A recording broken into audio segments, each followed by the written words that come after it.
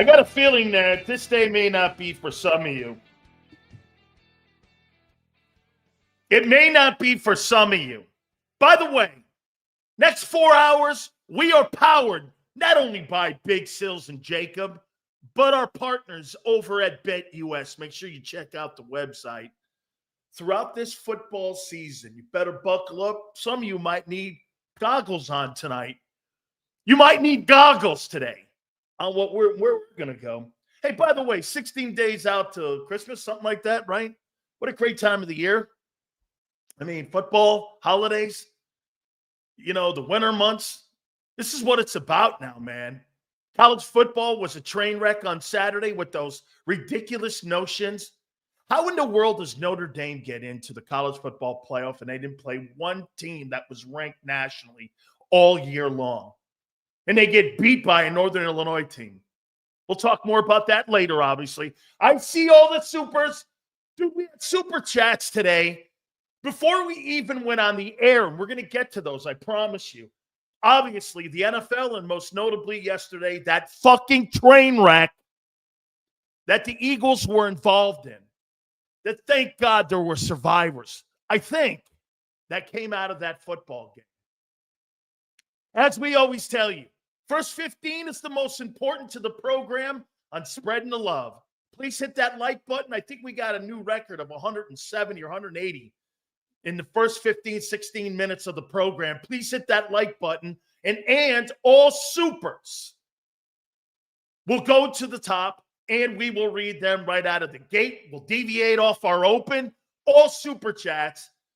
You guys end up going right to the front of the line. Xander, let's get to those now because there were some of them before we even went on the air.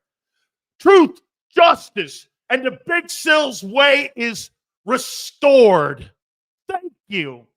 Been saying this shit that we're going to say for 3 years about your incompetent quarterback who can't read a fucking defense to save his life. I posted numerous examples of that. I posted numerous examples of that guy being one of the worst quarterbacks in the league on a contending football team. He is unworthy to be the starting quarterback in Philly. He is. Hey, Bryson Daly and him have a lot in common. They're wishbone quarterbacks that win a ton. They're wishbone quarterbacks. They're both 11-2. Bryson Hurts. I'll tell you what, nobody would ever come on this program and try to tell me that Jalen Hurts is an elite quarterback ever again. Dude, that guy is awful. And now you have hey, by the way, I'm not pissed off at A.J. Brown. I'm not pissed off at A.J. Brown in some of the comments that he made after the game. He's right. He was wide open 7 times. You know what Hurts did? He did a Tim Tebow jump pass out of bounds. He took off running. A.J. was wide open running down the seam. He missed them. A.J. Brown is right here. He's not being a diva. He's right. Okay? He's right. Look at some of these fucking idiots in here trying to deviate off the point when it comes to Josh Allen had 6 touchdowns. He doesn't play defense. No turnovers. 425 yards in total offense. Can't do it all himself. Jalen Hurts should be very thankful he's got a bunch of great players on his team. Allen doesn't. He's got to carry his team, and if his defense doesn't play well, he's got to be Superman. You're fucking idiots. Look at Twiz. Mahomes, what? This is the dumbest stuff you can do. Jalen Hurts is awful as a passer. He is awful. Mahomes, 68-1, 31-89, 20-11, 92. Chiefs rushing, 14-38 combined. Hurt. What combined? What the fuck does that mean? Twiz, your quarterback sucks. He sucks. You know that notion here that, get this, that because his numbers are down, is because they're running the ball more. That's not true. That's a lie. They run the ball in Baltimore 30 times. They throw the ball 30 times. They're the second most successful running attack. How come they get 30 attempts off and you guys get 20 attempts off? Shit, since the bye, it's only 16. Dude, your quarterback stinks. He stinks as a passer. Hey, by the way, two things can be true. He's a winner. He's been around great programs his entire life. Let me just put it to you this way. If he was in Pittsburgh, Mike Tomlin would bench him. I think Justin Fields could run that offense. What they're doing right now, 83 yards passing, I think Justin Fields could run that. Why? 108. And remember, Justin Fields was benched when he was 4-1. And you know what Mike said? We need a passing game if we're going to win a Super Bowl. And he benched a quarterback that was 4-1. Hurts gets a W, your boy Allen gets the L. Okay, Nick, fuck. You take your loser quarterback, and I'll take the best quarterback next to Allen or next to Mahomes in the league. Have at it. You take your shit-reading quarterback. Nobody thinks he's good. Hurts needs to play better, but 3 touchdowns, no pick. My God almighty. If you watch that football game and you thought he played, nobody, not even Hurts thought he played well. Not even Jalen Hurts said it. Give me another super here, Xander.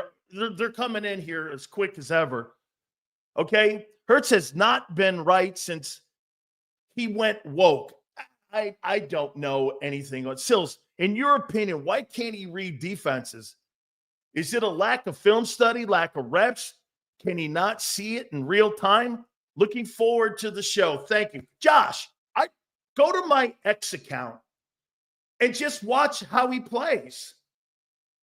Case Daniel on the facility, Emmanuel Acho pointed it out. Orlovsky up in ESPN showed you wide open guys that he completely can't see, and he misses. Dude, you know what's even more obnoxious? Is that you're 11-2 with a quarterback who's the worst player in your huddle. By the way, you don't have to be a rocket scientist or Tom Brady to point it out. You're missing players. You're not seeing them. Jalen Hurts is not a very good passer, and I've been saying it for 3 years. 3 years. He's just not very good. And that guy, in my opinion, will hold you back from winning a Super Bowl. He's not good enough. If he was in Pittsburgh, he would get Tomlin a playoff win, not just one game over 500. Hey, Twiz, if he was in Pittsburgh, a performance like that on Sunday, he would have been benched after the third quarter. Mike Tomlin would have benched him. By the way, if there was a competent backup in Philadelphia, I'd be screaming for him to be benched. He's terrible. You're not going anywhere with that passing game like that. You're now 29th. Let me give you some of the numbers here and where he is. And then I'm going to ask the question one more time to you guys about Jalen Hurts and the ability to have him and where he is. Do you know you're 23rd now in attempts? You're 24th in completions. You're 21st in yards. He's been sacked 35 times. Last year, he was sacked. He's been sacked 71 times. From a year ago to today, 71 times he's been sacked. Holding on to the ball too long. AJ is right. We have a problem. Jalen has shown no progress in 2 years. He's shown no progress in 2 years. It's getting worse. It is getting worse. Your football team is too good to have an incompetent quarterback. And now you have a problem in Elliott, too. Okay? Hey, get this.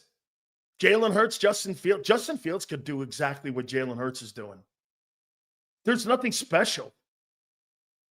He's got single coverage, and he misses them most of the time. Justin Fields would do just as much winning in Philly. By the way, he's on track to get 3,200 passing yards this year. Sills, you're out of your mind.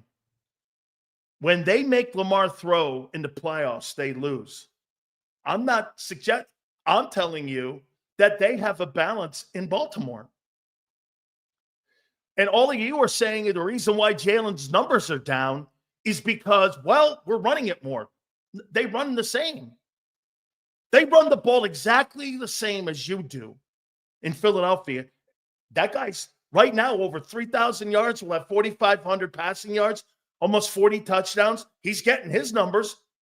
What's wrong with the passing game in Philly? Jalen Hurts. Still speaking of Pittsburgh, Jalen Hurts or Justin Fields. In this offense, I don't know. It's coin toss. I'd probably take Hurts because he's done it more.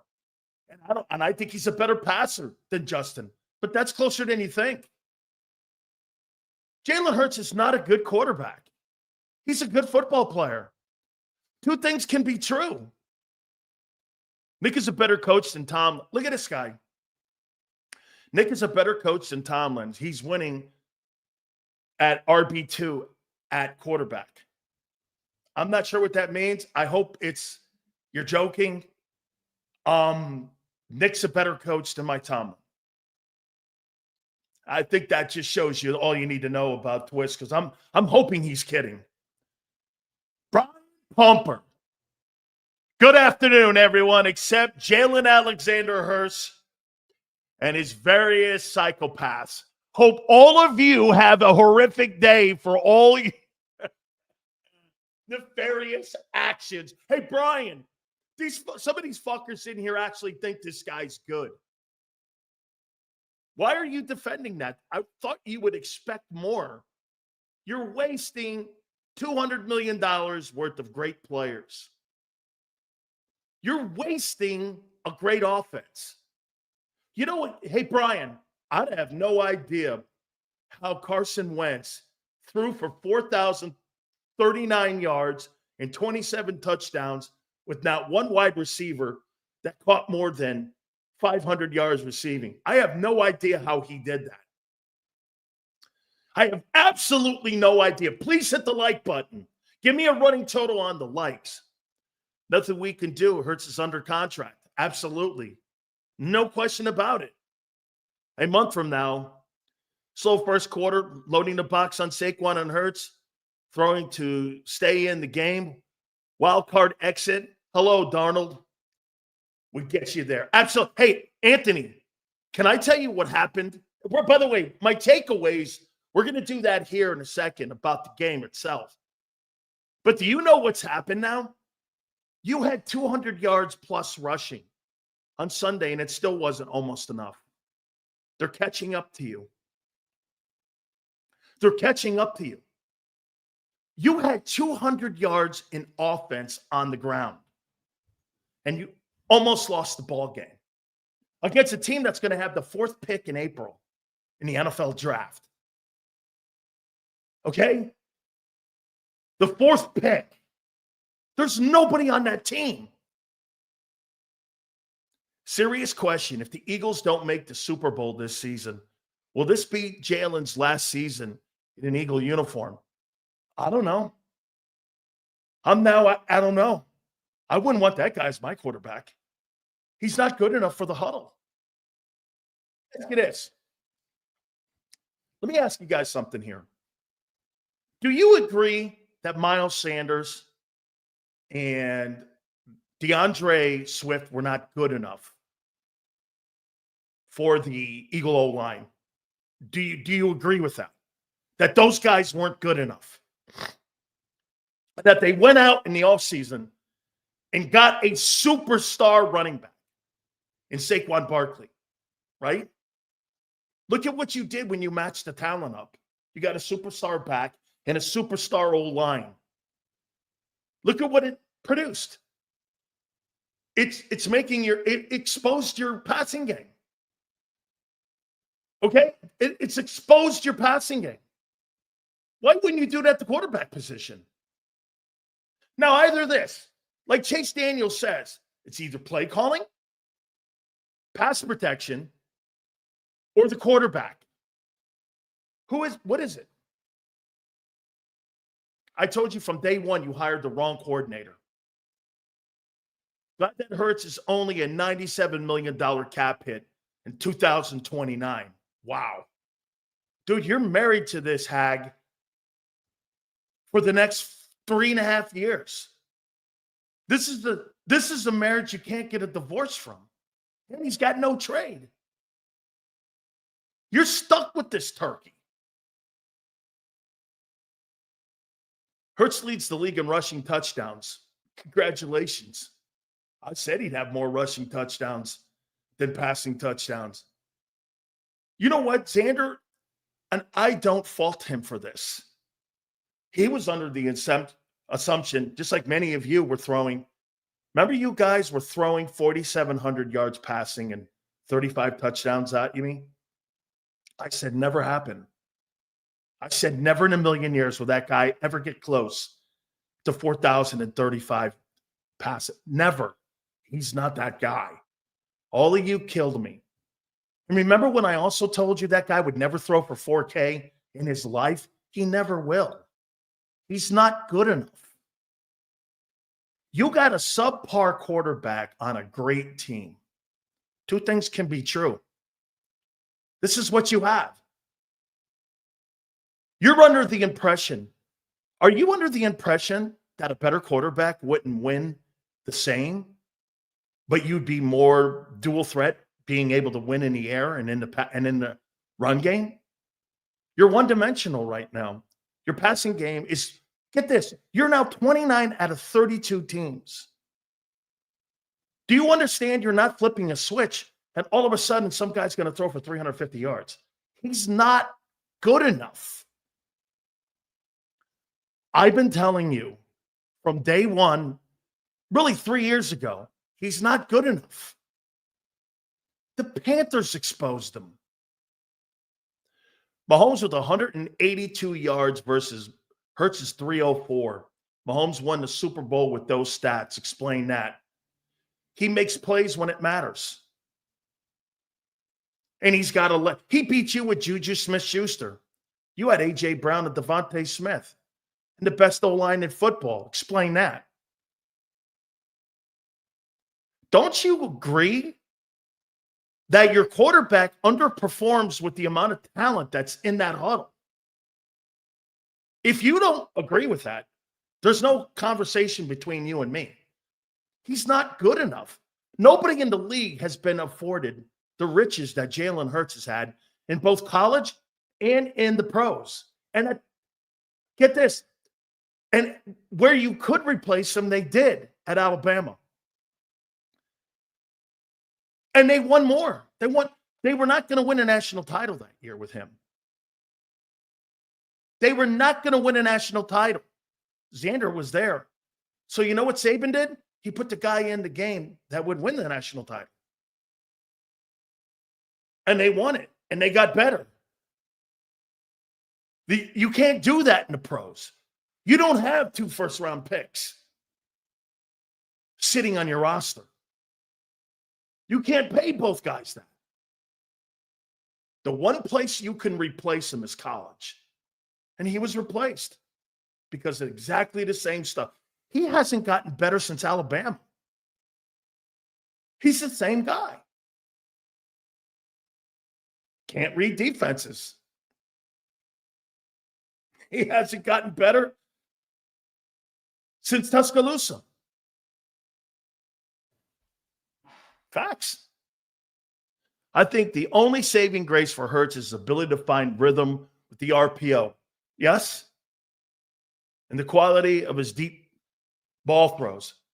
I have not seen quality of deep throws this year whatsoever. I saw a jump pass like he was Tim Tebow throwing it out of bounds. This guy stinks. Face it. You got a quarterback in your offense that will stop you from winning. You know who's going to stop you from winning a Super Bowl? I used to think it was Nick Sirianni. I'm convinced it's Hurts. He's not good enough. Dude, Sam Darnold can beat that team. If you're not playing lights out, and they didn't really play. You know, I went back and watched it this morning. They weren't really all that great on defense. I'll explain here in a minute. My guy got to be better for us to get to New Orleans. Trey, what I would do is I would just absolutely run those RPOs to death. I would absolutely run those RPOs. You said yesterday that we're trading sacks for turnovers. Why aren't the coaches telling him to throw it away? Not every play needs to be extended. Josh, I don't know. Okay, to me, he's afraid of the turnover. But those sacks are, I disagree. Hey, let me ask you this. Xander, right, everybody? Do you now agree with me on these sacks that he takes? They're like turnovers. Most of these sacks that he takes you out of field position. Dude, that explanation why he took that. Did you hear what he said? Jalen said that why he took that sack. He'd rather take the sack that took him out of field position for a field goal was because he was setting the protections.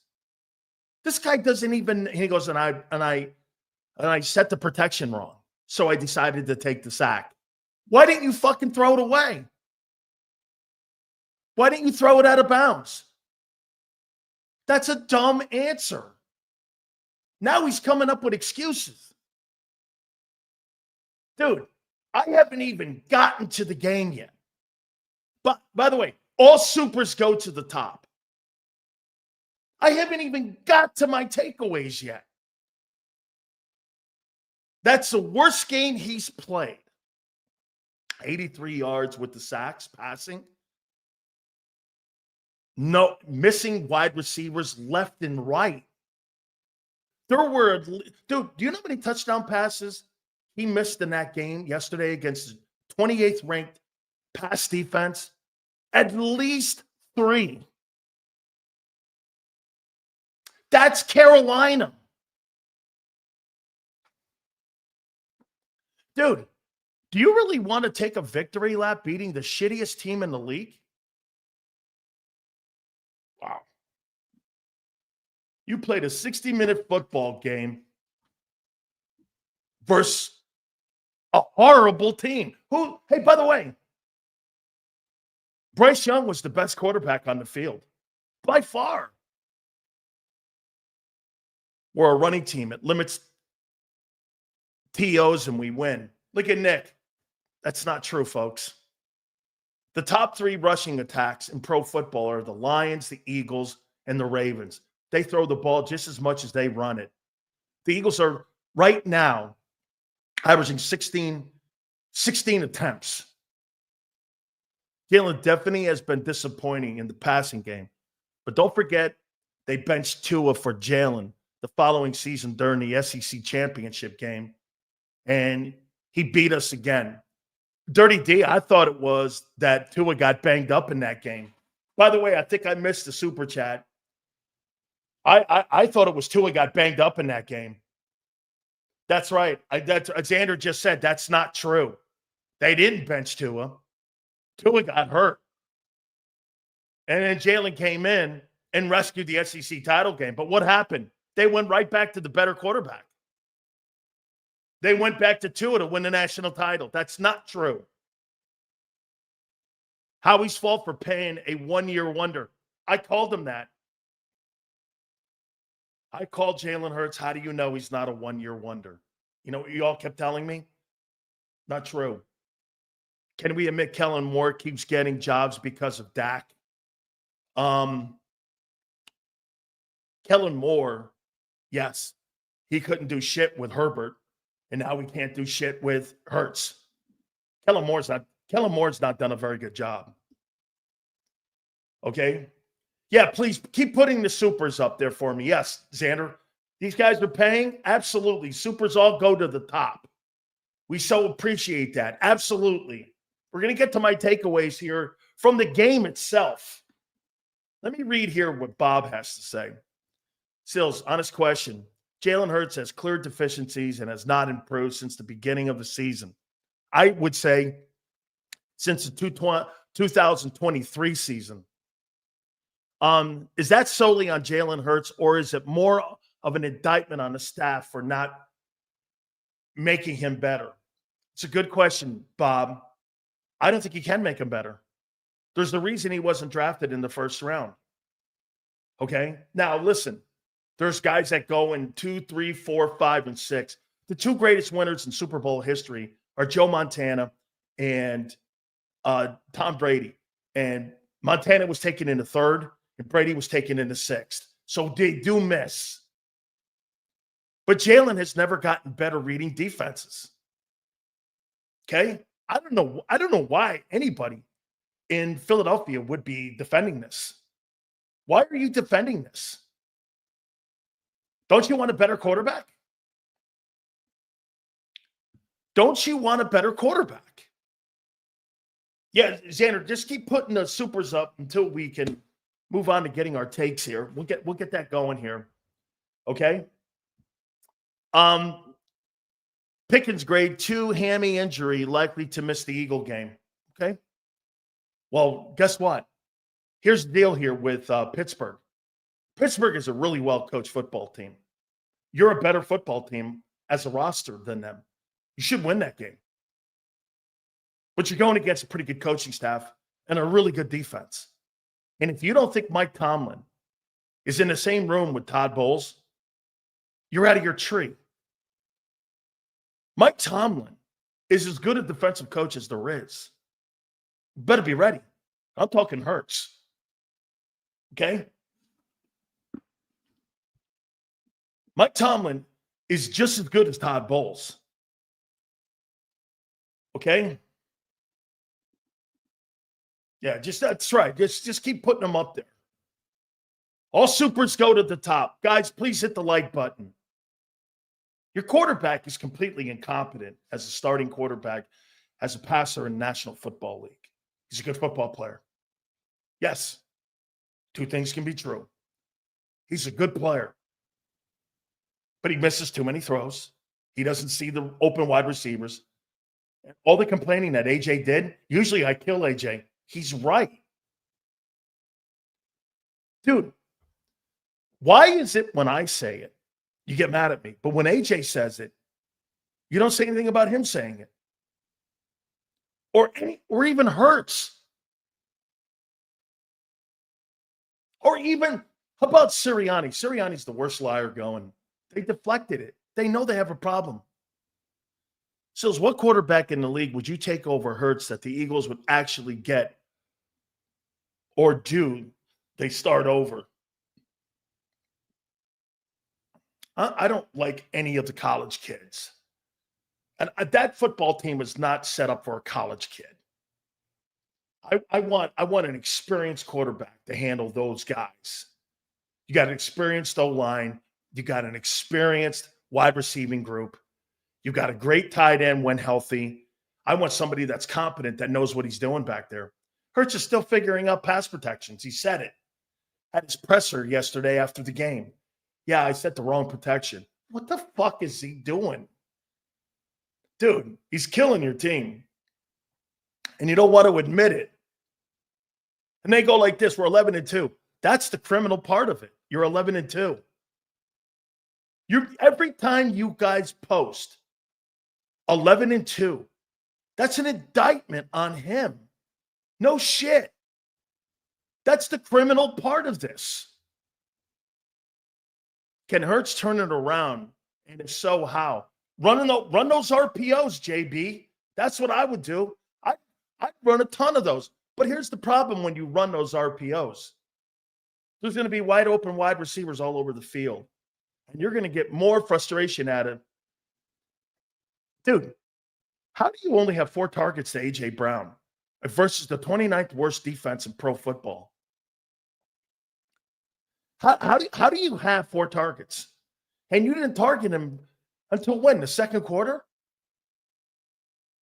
I mean, how does that work? Why are you paying him $35 million? The other guy seemingly is lost in the game. Hit the like button. All supers go to the top. I mean, I don't get it. How are you defending this?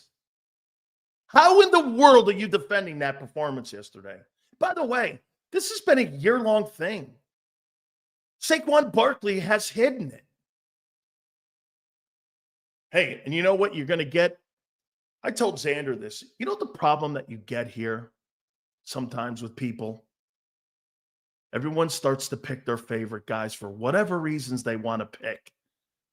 Just to make it very clear here, I'm looking for the best football player in the huddle for your team, no matter what that is or looks like. And some of you like to turn things upside down and have no conversation on what we're even talking about. You should be worried about your football team having a guy who's not good enough to play in your huddle. Plain and simple. No matter what that is. This is about winning a Super Bowl. And when you say 11-2 and you have an incompetent passer, you're not going to win. That's been my contention all year. By the way, you're slowly coming back. You're slowly coming back. And you're seeing it. By the way, don't let your eyes fool you. Comment on what you're watching.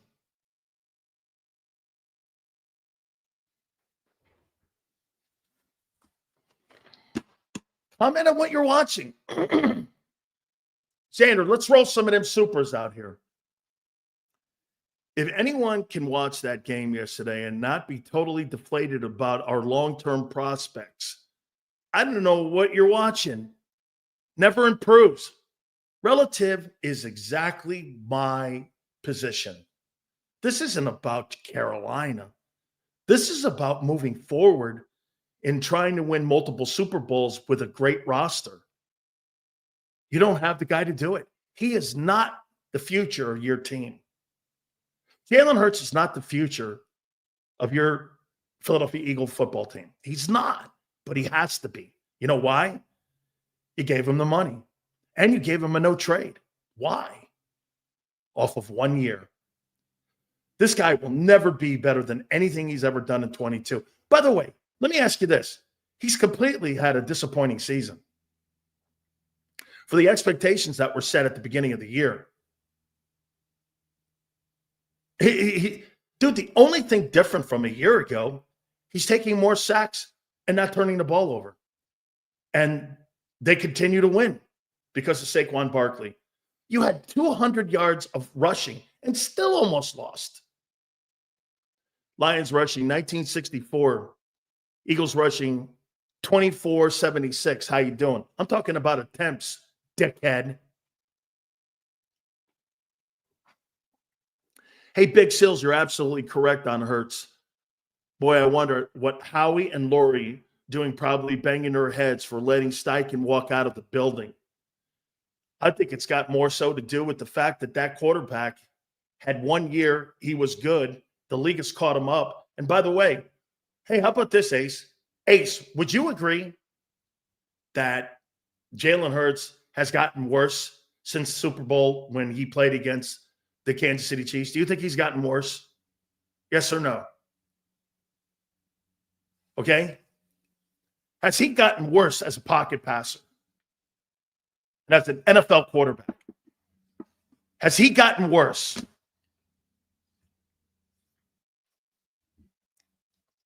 Is it safe to say that Jalen Hurts looks like Carson Wentz, a.k.a. Jalen Wentz? Emmett, Carson Wentz was a better passer.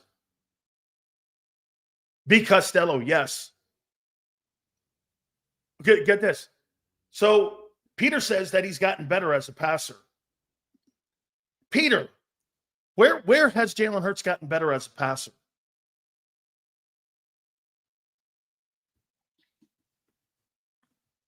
Where's he gotten better? You don't think he's regressed? He threw for 3,900 yards. and 15 picks. Dickhead.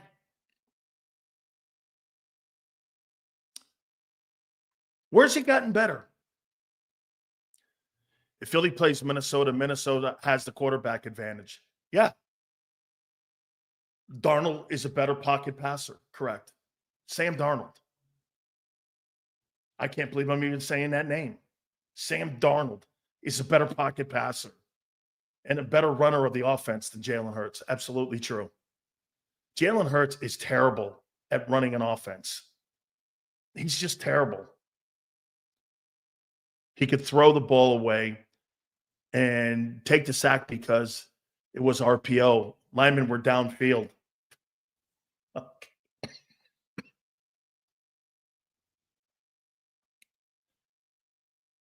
My God.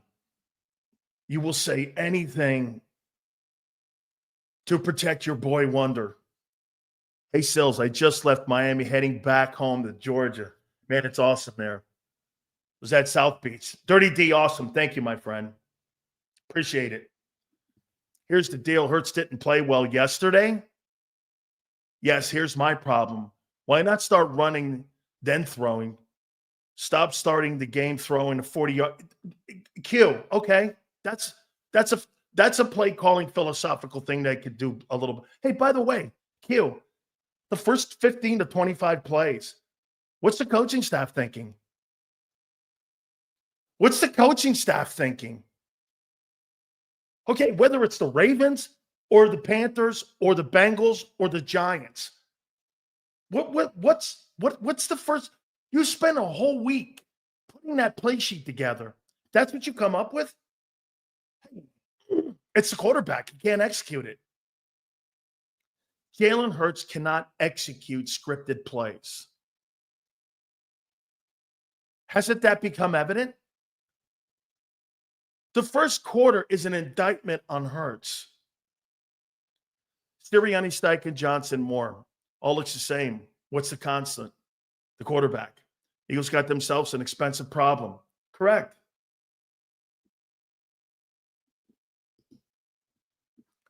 Sills, has Jalen and Kellen Moore made this offense worse than even funny rip them anymore? Look at this footwork. I think the defense depends on Reed to be the leader there. Samuel's footwork is terrible. I'd argue slow starts is the biggest issue for now. No, really. Not wide open wide receivers running down the seam and putting teams away. You're right. That's why I'm saying change the script. Okay? It's hard when the locker room has to admit the quarterback is the problem.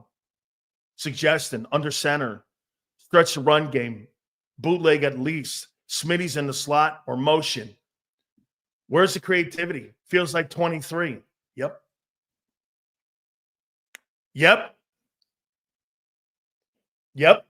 It looks like 23. Dude, he's got 35 sacks. Last year he had 36. The sacks. He's taking minus plays. Okay? Minus plays so that you don't scream at him because he turned the ball over. You know what? Again, I disagree with Marcus Hayes. I disagree with him. When he takes those sacks like that, and you take yourself out of field position, it's like a sack. I mean, it's like a turnover. You turn the ball over on possession. The only thing you're not losing is field position. You're losing that too when it comes to scoring opportunities if you're going for a field goal. Hey, and by the way, now that you've got a field goal or field goal kicker problem, that's going to be enlightened even more in the postseason. Jake Elliott's a problem. Holy cow. We're already 40-some-odd minutes into the game. I haven't even, into the show, I haven't even gotten to the game yet. The guy's not good enough. He's not. Face it. We've been telling you for 3 years. The guy's not elite. He's a good football player. He's a good football player. Okay, he is. And now with your place kicker having issues, Elliott, you got a massive problem there. You know, the Eagles lose aggressiveness in how they go about their situational play calling when your place and field goal kicker is struggling mightily. Can't do anything about it now. You're past the due date now, man. You can't do anything about Elliott. Thank you, Flexen. Hey, by the way, folks, this is not a conversation that we want to start out. You should be celebrating the fact that you made the playoffs, 4th year in a row. Hey, by the way, all the city indecisions that Nick has made, I don't know. Nick is having a better season right now than Jalen Hurts is, I'll tell you that. Nick Sirianni is having a better year than the quarterback is. He's winning more people over. Hurts is losing people. You don't think you're going to lose A.J. Brown? You keep messing around like that and missing wide open throws like that to him? You're going to. 10 of 13, 71 yards, 2 TDs, 58 rushing, 1 TD. When trailing, that's why he's sticking around. He's solid, doesn't make mistakes, and makes plays when he has to. Okay? When you want to upgrade that, to actually have somebody who's more competent, that just sticks around and gives you an opportunity to win in the passing game. Hey, how much better would Barkley be if he had a passing game? That might be even scarier. How much better would Barkley be?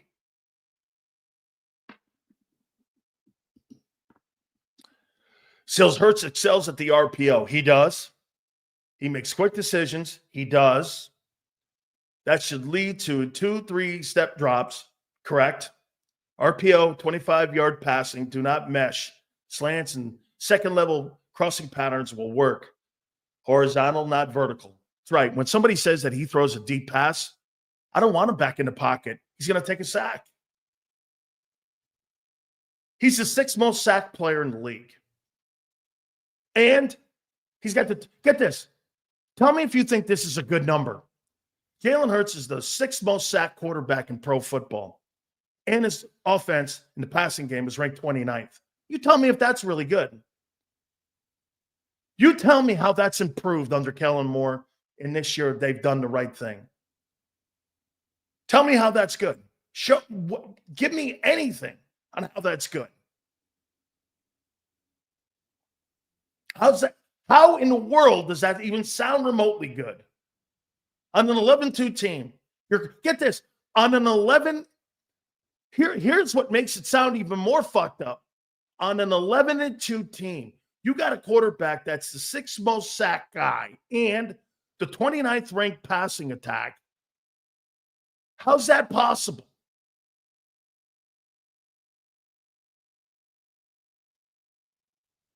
How is that possible? You got a great O-line, and you got a great running back right now. Seals Barkley would even be better with a passing game. This offense should be much more complete with what they have. I love Hurts, but he's the weakest link on the offense, and real fans knew this all along. Here's something else, Jason, to think about here, too. I told you, Jason, at the beginning of this season, there's no excuses for this guy not to get better as a player, that I would go fucking knee deep on him if we started seeing that this guy was not getting better, and he has not gotten better. This offense, he's a liability. He is an offensive liability right now on December 9th. He is an offensive liability. He was an offensive liability in that game yesterday. My God almighty, if that guy got 3 touchdowns with that shitty performance, can you imagine a more competent guy? He put up 10. Dude, even look what Sam Darnold's doing with Justin Jefferson.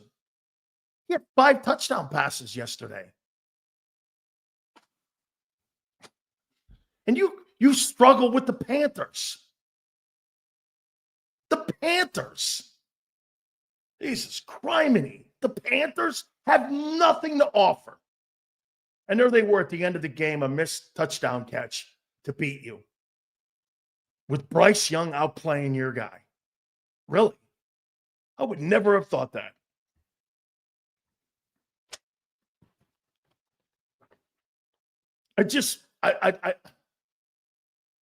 Hey, James, it doesn't make sense.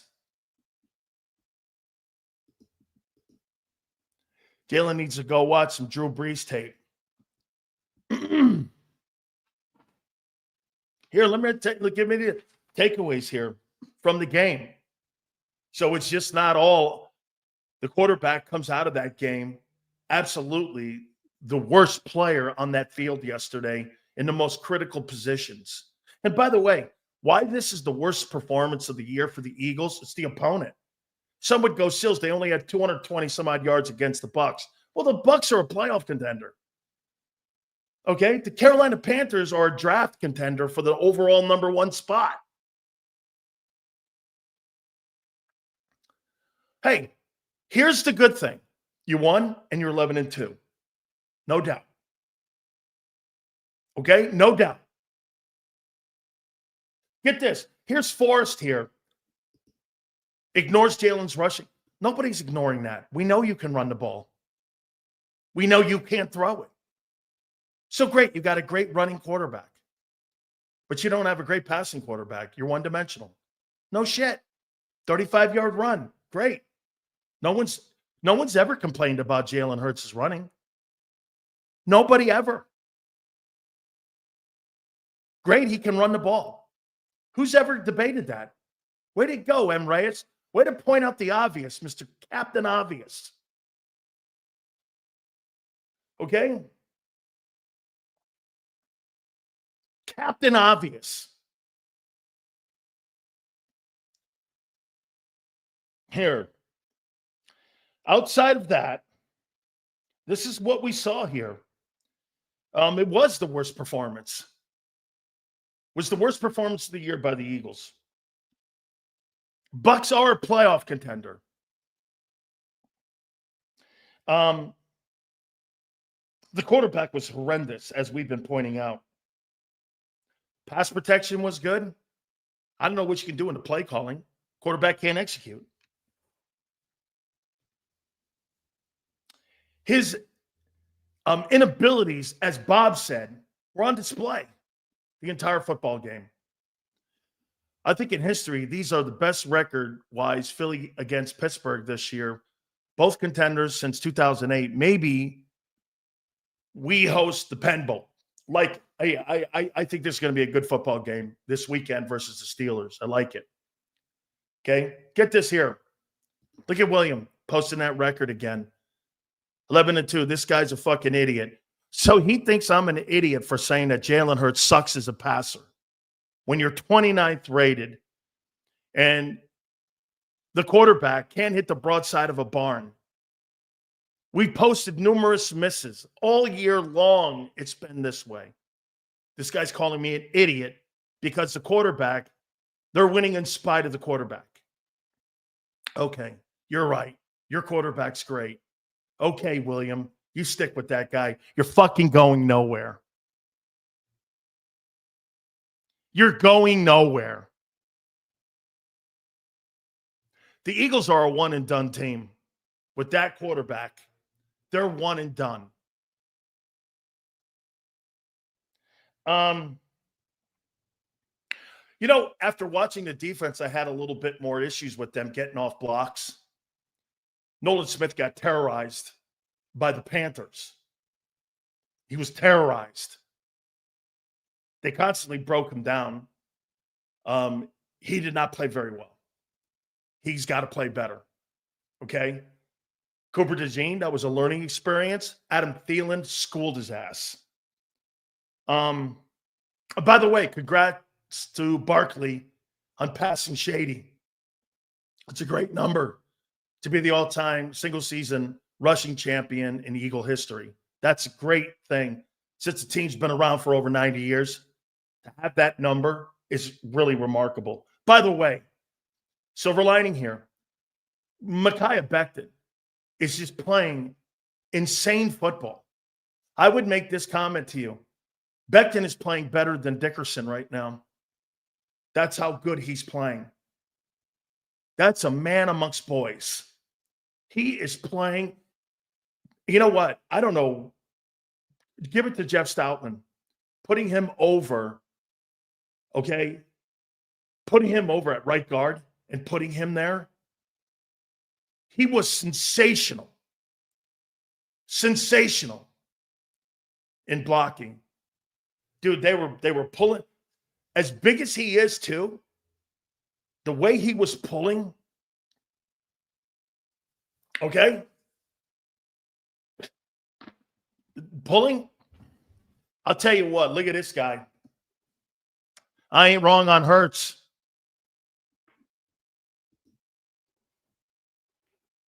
Big ticket can play. Big ticket can play.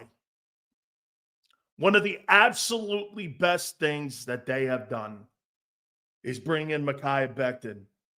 Okay? Right? Okay? That guy can ball. Okay?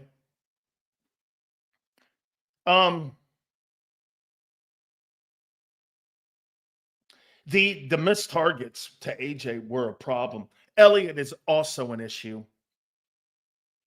As we said, Cooper DeJean was absolutely schooled by Adam Thielen. They didn't really get off blocks well. Zach Bond, I thought, and I go back and I watched, I don't know, I would make this comment to you about the linebacking play. It was good. It wasn't great. That was probably one of their worst performances in the last month. Wasn't exceptional. Shit, Carolina moved the ball up and down the field on them. Carolina had the 28th or 32nd ranked offense, and they moved the ball up and down the field on you. Up and down the field. That's not a good offense. Up and down the field. I thought there were a lot of missed tackles out there. I mean, again, here's what grade would I give that effort? That was a D+. Players decided to get off the bus in pretty much the second half of the game. They didn't want to play that game. It just looked like they were kind of going through the motions. Okay? I mean, that was an absolutely playing down to your opponent performance that you had versus the Carolina Panthers. Let's go by the numbers now.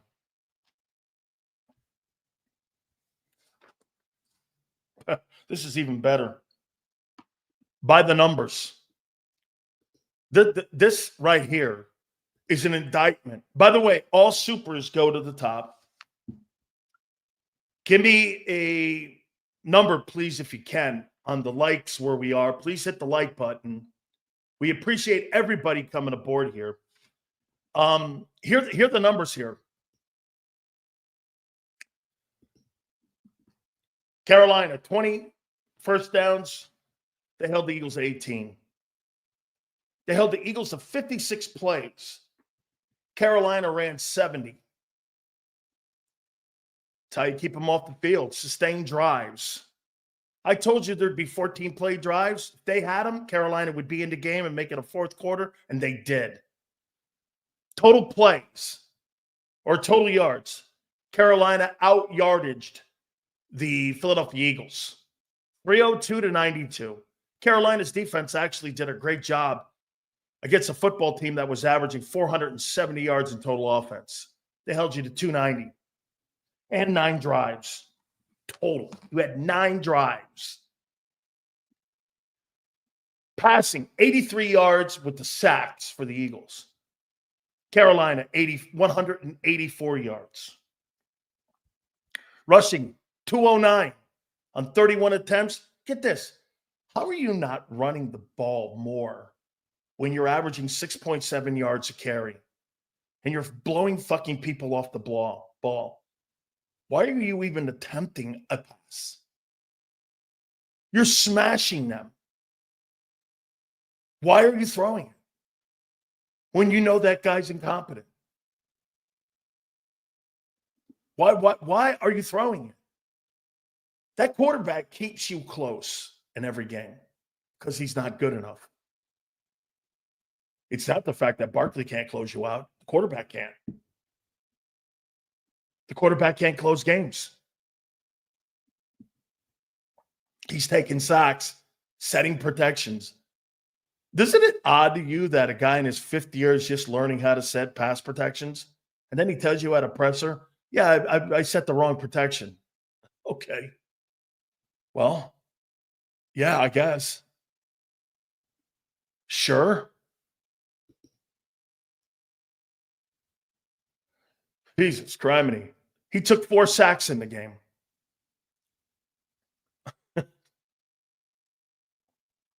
They had the ball longer than you. These aren't exceptional numbers. Okay, I mean, these aren't exceptional numbers by Carolina. They're not exceptional. Please hit the like button here. Here we go. Bryce Young, 19 of 34, 191, a touchdown, and a crippling interception that stopped momentum in the first half. He took 1 sack in the game. I thought he did a very nice job at getting out of issues and splitting some of the issues that were in the pass game. By the way, the Eagles had very little pass rush in this game against them. Something to keep an eye on as you move forward without Brandon Graham and your lack of pressure that you had on the quarterback. Carolina, you had visibly no pressure whatsoever in that football game against the Carolina Panthers. None. And your edge rusher was getting annihilated and setting the edge, and Nolan Smith in open space. Jalen Hurts, 14, 21, not counting the sacks, 108. 2 TDs. Chuba Hubbard, 26 carries. He was really the only guy they had, 92 yards and a touchdown. Barkley, 20 carries, 124. Here's where Hurts was basically effective, was the fact that he had those 59 yards rushing in that touchdown. That's where he was effective. Nothing in that passing game. Last time I'm posting, can't say it again. Hurts is a high school level when it comes to being a throwing quarterback. Amber, yes. Okay. Amber, right. Remember something, Amber. People in here don't want to hear he's not a good pro quarterback. He's not a good pro quarterback. That's not a pro NFL quarterback. Okay. The NFL has caught up with how he rolls right when pressure comes. And if he rolls right and you continue to run him the sideline to throw it out of bounds. It's back to 23. If you didn't see that game was like 23, it looked exactly like 2023. Roll right, missed plays, missed throws, missed touchdown passes. If you didn't see that, then there's no really having a conversation with you because you're looking at something different. And remember something here, what we're doing. Your football team is 11-2. Is that all you want? Is to have a really good regular season? And then when your quarterback has to be asked to carry you to a finish line, he can't? Jalen is 9th in the NFL in QBR. That's not a liability, my friend. When you're passing offense, well, here, let me give you another little number. Do you know right now that A.J. Brown is 42nd in targets with 6 targets a game? Do you know he's 40, I think 5th or 42nd in the league in targets? Look it up. No. That's not because he missed time. When he's in a ball game, he's getting an average of 6 targets a game. That has nothing to do with games played. When A.J. Brown is in a game, he is getting 6 targets a game. Your quarterback can't even find your $35 million wideout. Look it up. They're there for all of you. Your pass offense is 29th. Justin doesn't think he's a liability. Okay. I'm not debating Justin.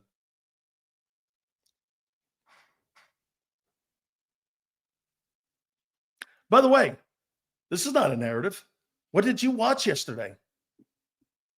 If you were comfortable with that win and how he played, like I said, I'm not going to debate you.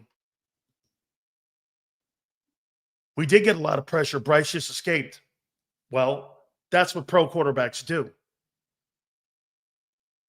Then they just don't roll right and become predictable. Yeah. Seals, teams don't ever raise to the occasion. They fall to the level of preparation. And this team wasn't prepared to play a championship football and starting to feel like we get blown out by the Pittsburgh Steelers. Well, I'm not there yet with that. I'm not saying that. You got a really good roster. Okay? You got a really good roster. I'm not saying that.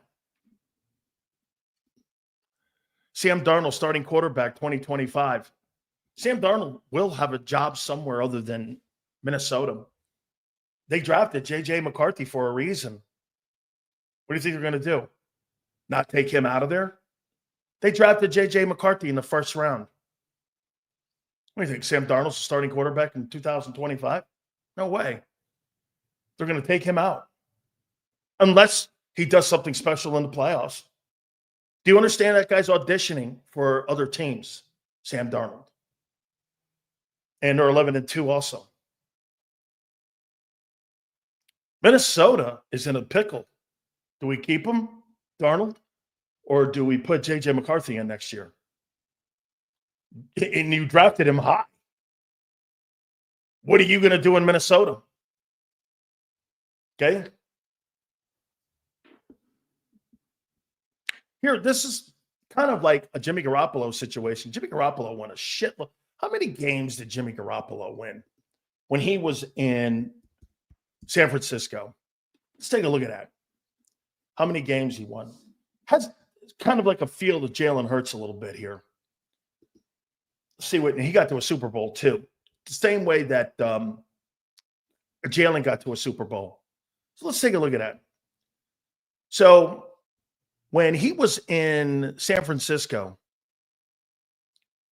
Jimmy Garoppolo was in San Francisco, and if I'm not mistaken, I think he was like 39.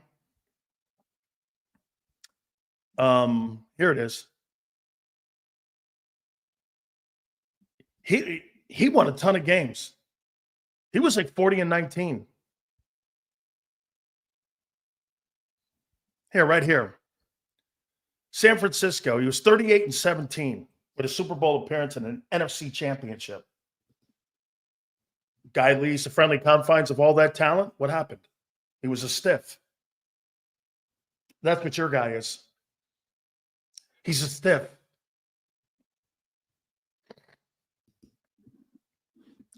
Seals, we had a pretty good roster against the Niners and Cowboys in 23. What happened then?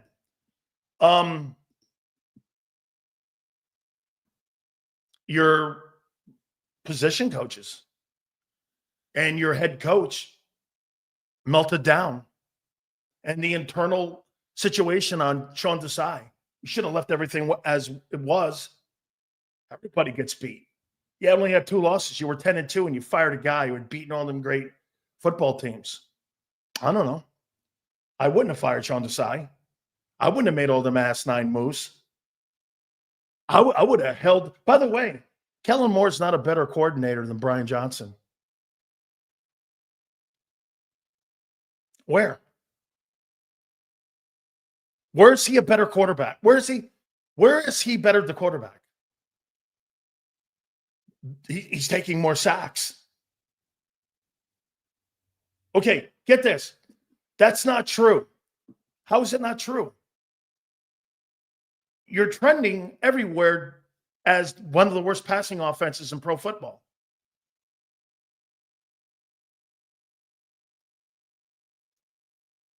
AJ, hey, do me a favor. Hey, Bob, I don't know if you know how to do this. Take a look at how many targets as an average AJ Brown gets per game. I know he's missed time, but it's not about the games played. It's about per game. He's in the 40s. Not even AJ, when he's in the game, is being targeted as much any longer. Where's he gotten better? Not turning the ball over and being sacked more.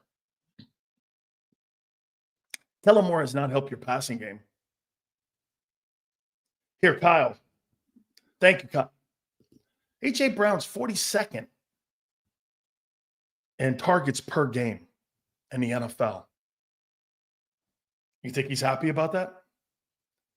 He's 42nd.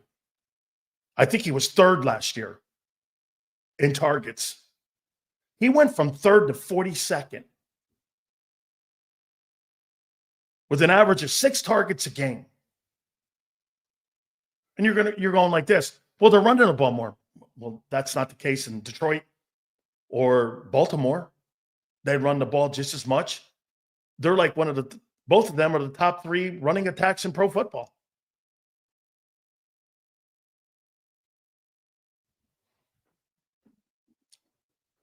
How they improve their passing game? I know our 2 wide receivers are worried about targets, especially this year because they missed so much time. Can you blame them? Dude, Jason, I'm not talking about the amount of volume of targets. I'm talking about when they're in the ball game, they're not being targeted. I'm not talking about seasonal statistics here. I'm talking about game situations. Dude, think about this. Hey, Kyle, do me a favor. Look up Devontae's per catch or per target rate. And you have one guy right now who's, in my opinion, top 3 wide receivers in the league, and he's only being targeted 42 times. He's 42nd in the league. Kyle, tell me where Devontae is. And you're paying these guys $51 million? Okay. You only got a better quarterback rating than Josh Allen. How you doing? You're laughable. Laughable. He even compared that stiff to Josh Allen, who had 6 touchdowns yesterday and trying to carry his team to a win because he's the only guy in the huddle. I mean, Jalen Hurts is a stiff to Josh Allen. He's a stiff. Hey, Big Sills, the biggest indictment on Hurts is that a quarterback like Foles, a journeyman, can come in and pass his way to a Super Bowl and become an MVP. That's sad. So here's what you got. Thank you, Kyle, for doing this for me. So A.J. Brown this year is 42nd with 6 targets a game, and Smitty's 45th. How are you improving? When they're in the game, they're not even being targeted.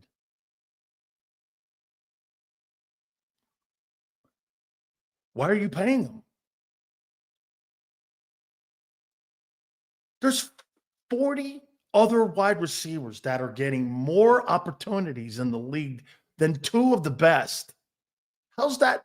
By the way, don't talk to me about, well, we're running it. Detroit and Baltimore do the same.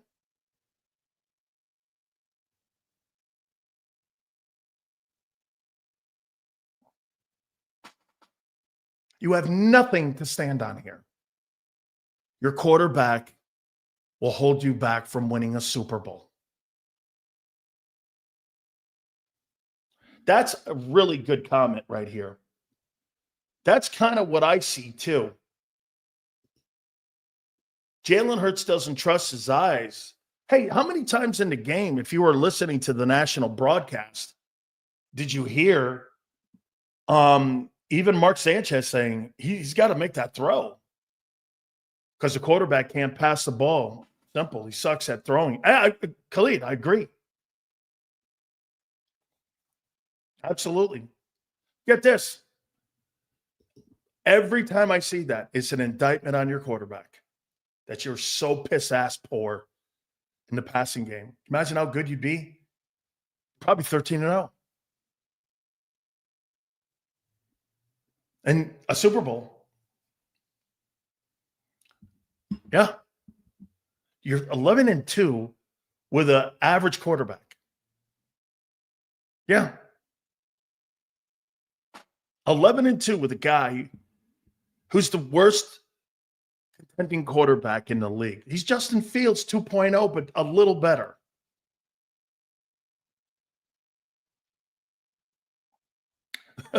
Both your $50 million wideouts are in the 40s when they're in the game in targets.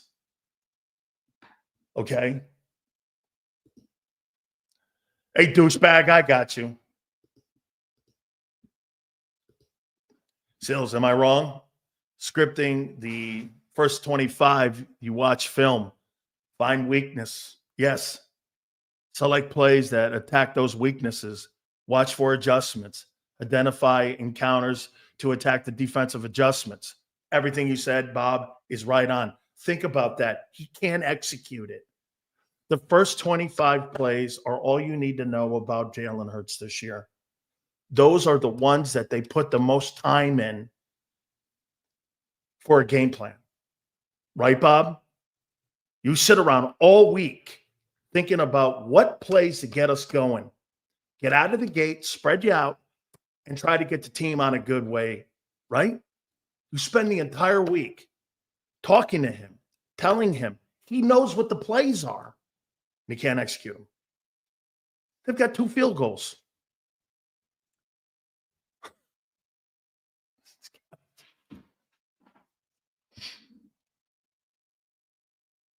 This is becoming comical in a way. Okay?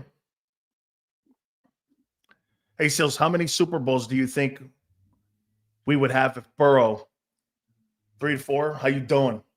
If Joe Burrow was in this offense, Joe Burrow would throw for 7,000 yards. I'm convinced of that. With that old line,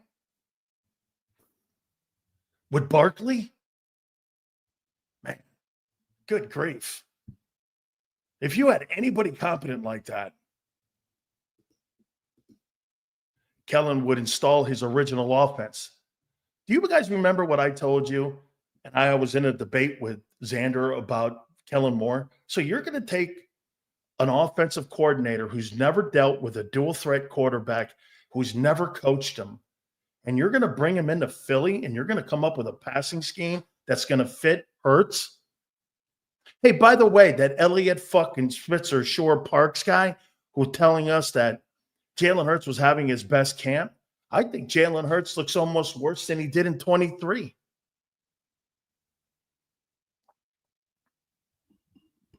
So much for camp.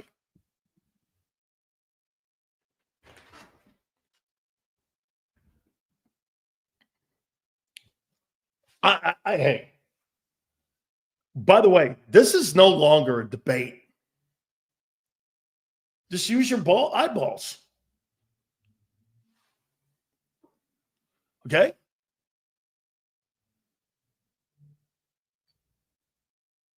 I mean, hey, what's this? Who cares what you think? Well, AJ does. And Devontae does. That's why they tweet back at me. You may not, Jeff. That's okay. But they do. So does Britton Covey. They do. It's okay if you don't. I really don't care if you get this. No, they don't? Tell them, folks, they did and do.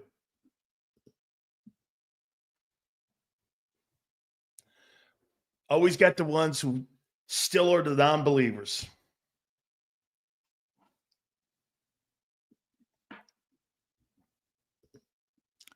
Sills, doesn't this look like the Titans team that had Tannehill and Brown and Henry when they went to the AFC title game? A little bit. I could see that. Okay. Richard, the kicker is killing you. I see it. Sills, I would have never moved off of Brian Johnson. We had a better passing offense that was growing with him. Now we're so conservative, it's been completely stifled. Hey, by the way, Samuel, let's just put this out there as well for you. You ready? God forbid Barkley gets hurt. It's over. It's over. If Barkley gets, hey, by the way, I'll ask Xander the question again at 3:30. By the way, Gary Cobb, 4:30.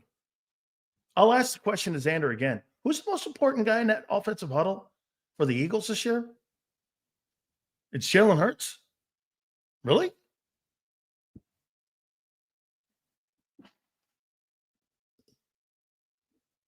I can't defend him no more, Sills. Blaze, run the RPO. It's your best bet to get to the Super Bowl. Run the RPO. Run it to death. Your wide receivers aren't going to be very happy, but run that thing to death. He's really good at it. I don't have a problem with that. And I don't care if AJ cries. Run the fuck out of that. Jalen Hurts is a really good RPO quarterback. Personally, can I tell you what I would think? I think A.J. Brown and Devontae Smith being on the football team, in my opinion, right now, have almost become irrelevant.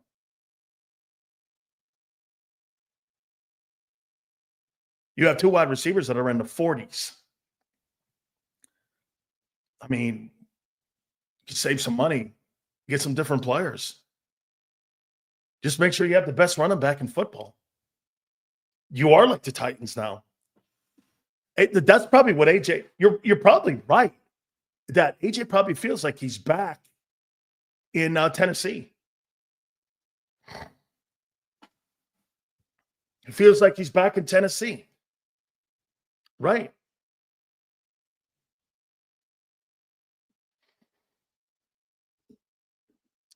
Seals, we have regressed to the New York Giants, the new New York Giants team. No, you're not.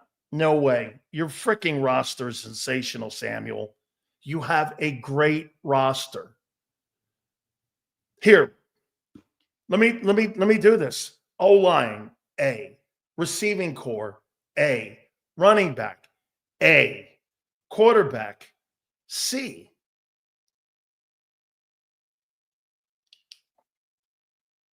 What doesn't fit?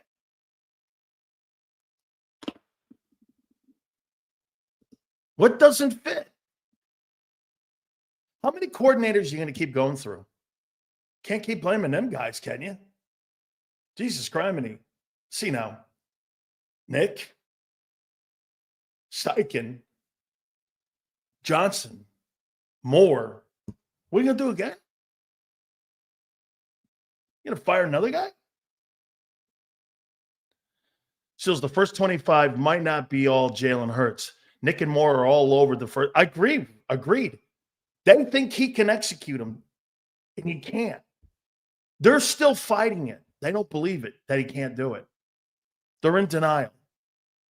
They're in denial, even though all year long, it's been a test that he can't execute those first 25 plays. Yeah. Hey, watch this. Bob, I'll say this to you.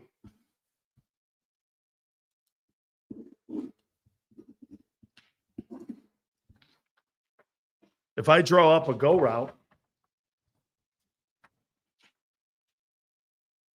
that doesn't mean it's going to fail or succeed because I drew it up. Quarterback's going to go out there and execute it. And he can't.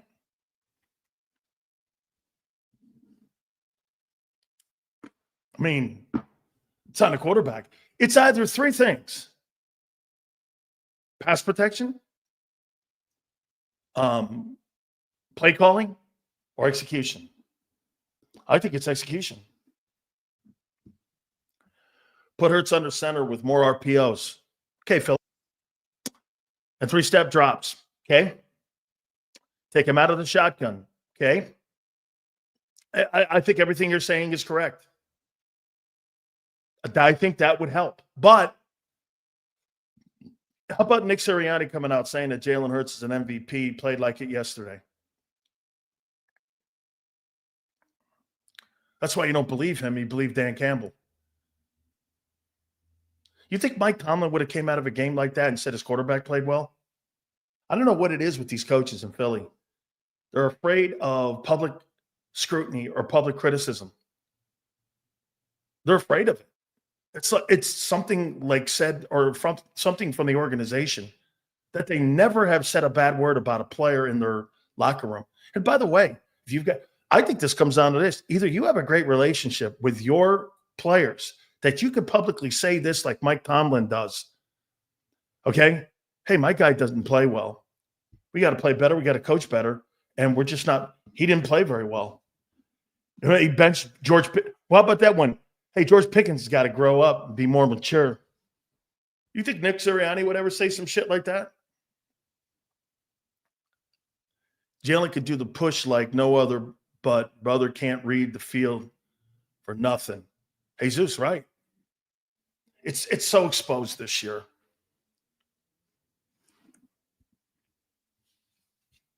By the way, you got a great team. You got a great team. Here, I'm probably being as transparent as I've ever been here. And there's just nothing more to do here with this.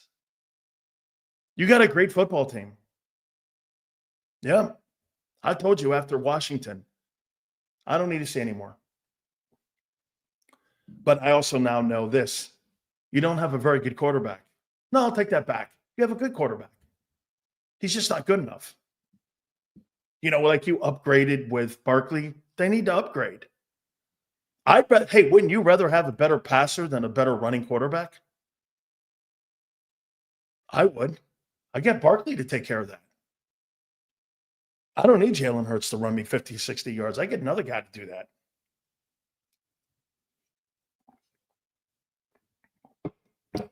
I don't care what Jalen Hurts does rushing. I get some other stuff to do that. I get Justin Fields to do that for me. Pay him less. He's been cut. I could pay him $1.5 million to get what I get.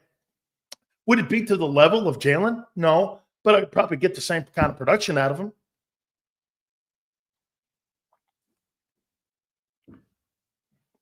Dude, when you're going to give me 80 yards or 100 yards a game, and you're not really, and your targets to your wide receivers are in the 40s now, and you're leaning heavily on one guy and you're getting away from what you were building. Get this. It's almost like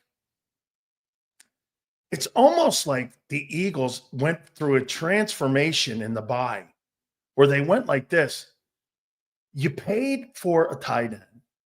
You paid for two wideouts. You built the O-line so that you can have a good passing game. Then they came to the conclusion, well, he's not it. And now we're going to win by running, both of them. And they've completely gone the other way. They're so one-dimensional and so predictable now. Now, here's the beauty about Barkley and the O-line. As much as they're predictable, nobody has stopped it. Hey, by the way, Jalen Hurts doesn't frighten me any longer. When he runs, he does. But when he's in the pocket, he ain't beating me. Barkley's beating me. Hurts' wheels are beating me. That's where you are now. And get this, I'll say it one more time. You're a really good football team. You're a really good football team.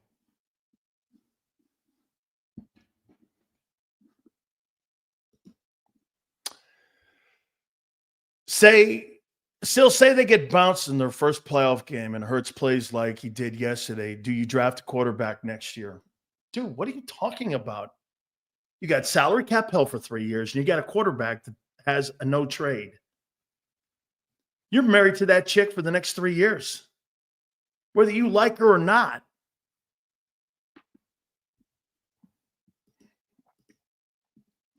Hurts is making his O-line look bad with sacks from him holding on to the ball too long and making dumb decisions.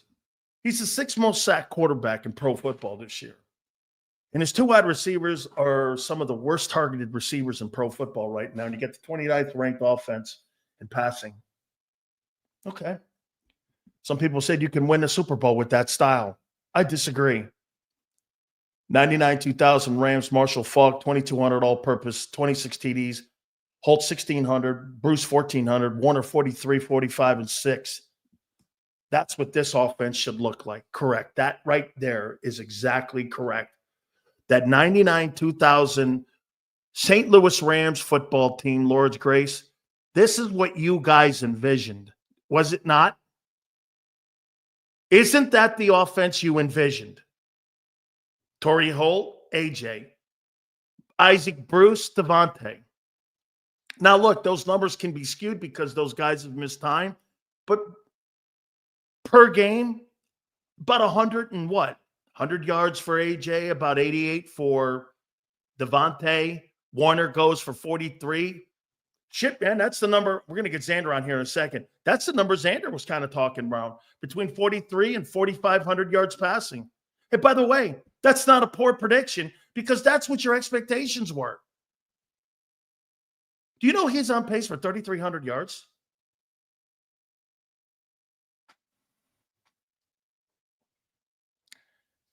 It would be his lowest output since 21.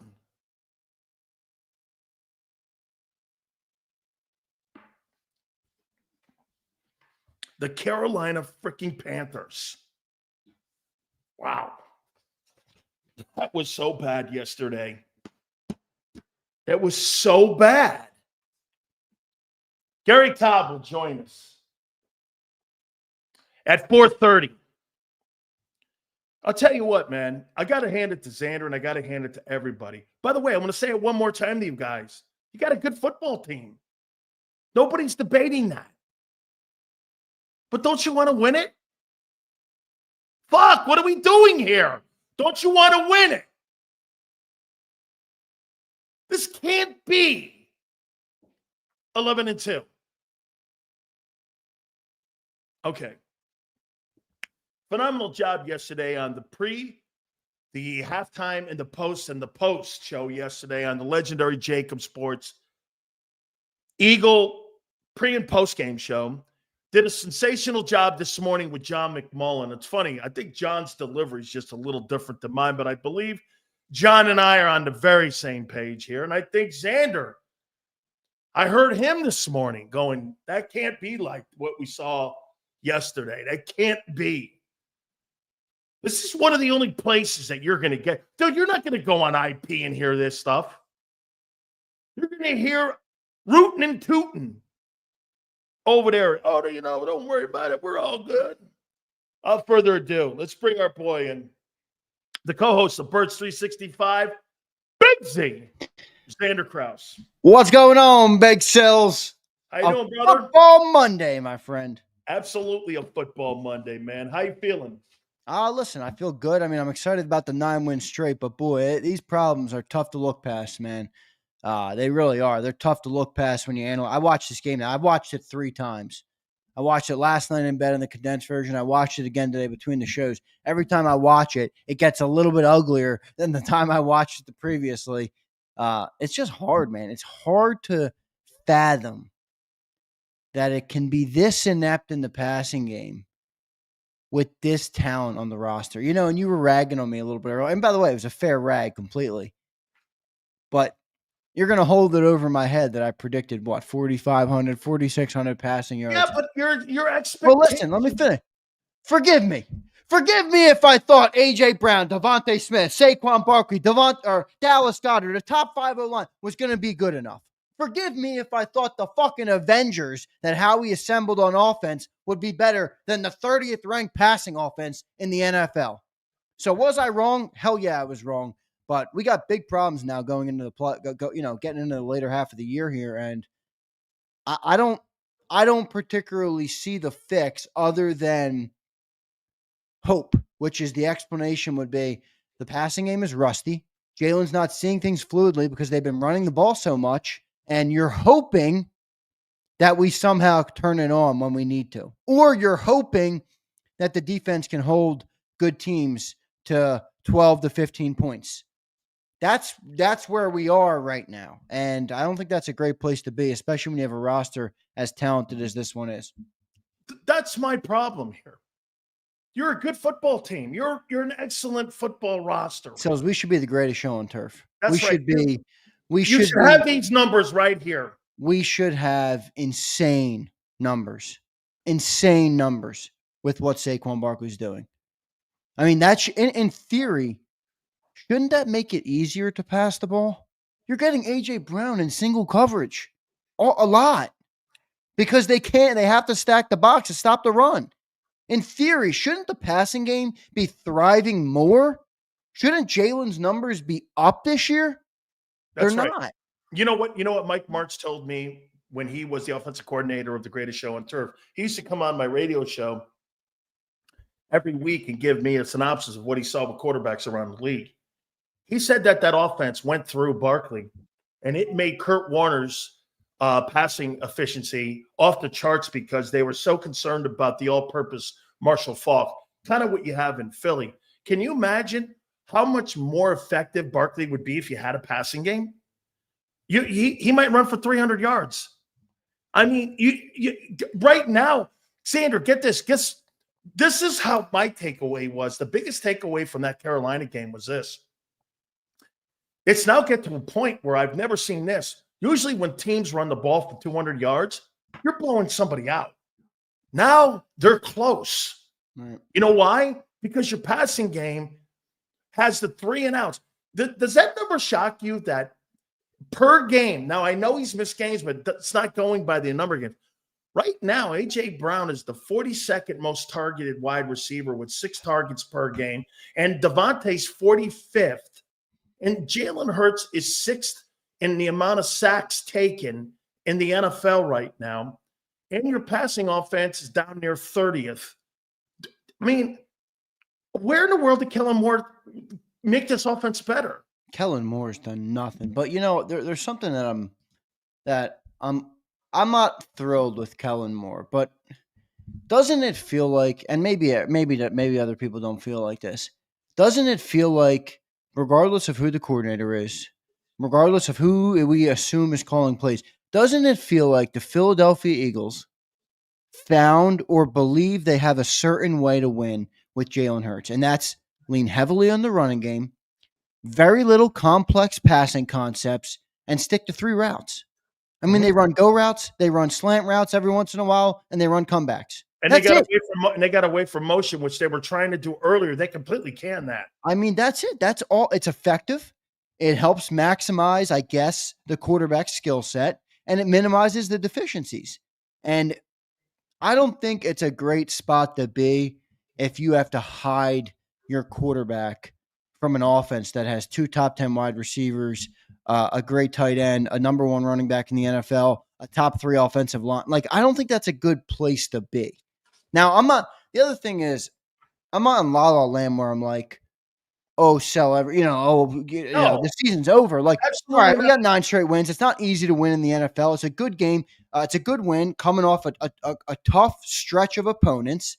And I'm not going to discredit them for that, but I can't say I feel great today. It felt like a loss yesterday. It really did.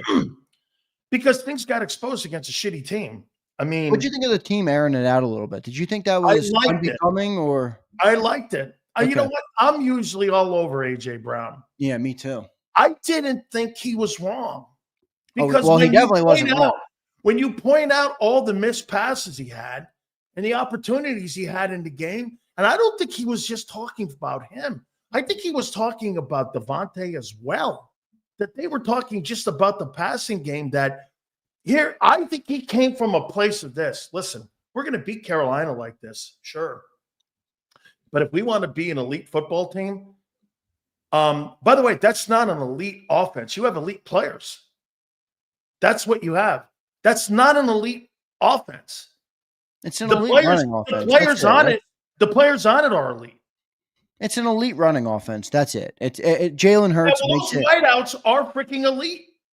The wideouts are certainly elite. I mean, the fact that that's what I mean. Like, people are, I put out a tweet yesterday when that got a bunch of views. Everybody's hating, all mad at me because I'm questioning the passing game. And I'm like, guys, we have AJ Brown and Devontae Smith. Like, can we not forget that for a second? Don't you believe, as an Eagle fan? I'm not trying to. It's great to win games. It's great to be 11-2. It's great to be at the top of the pack. But don't you understand? Winning the Super Bowl is a different level. That requires a different level of you as a team, and that goes for every team in the NFL.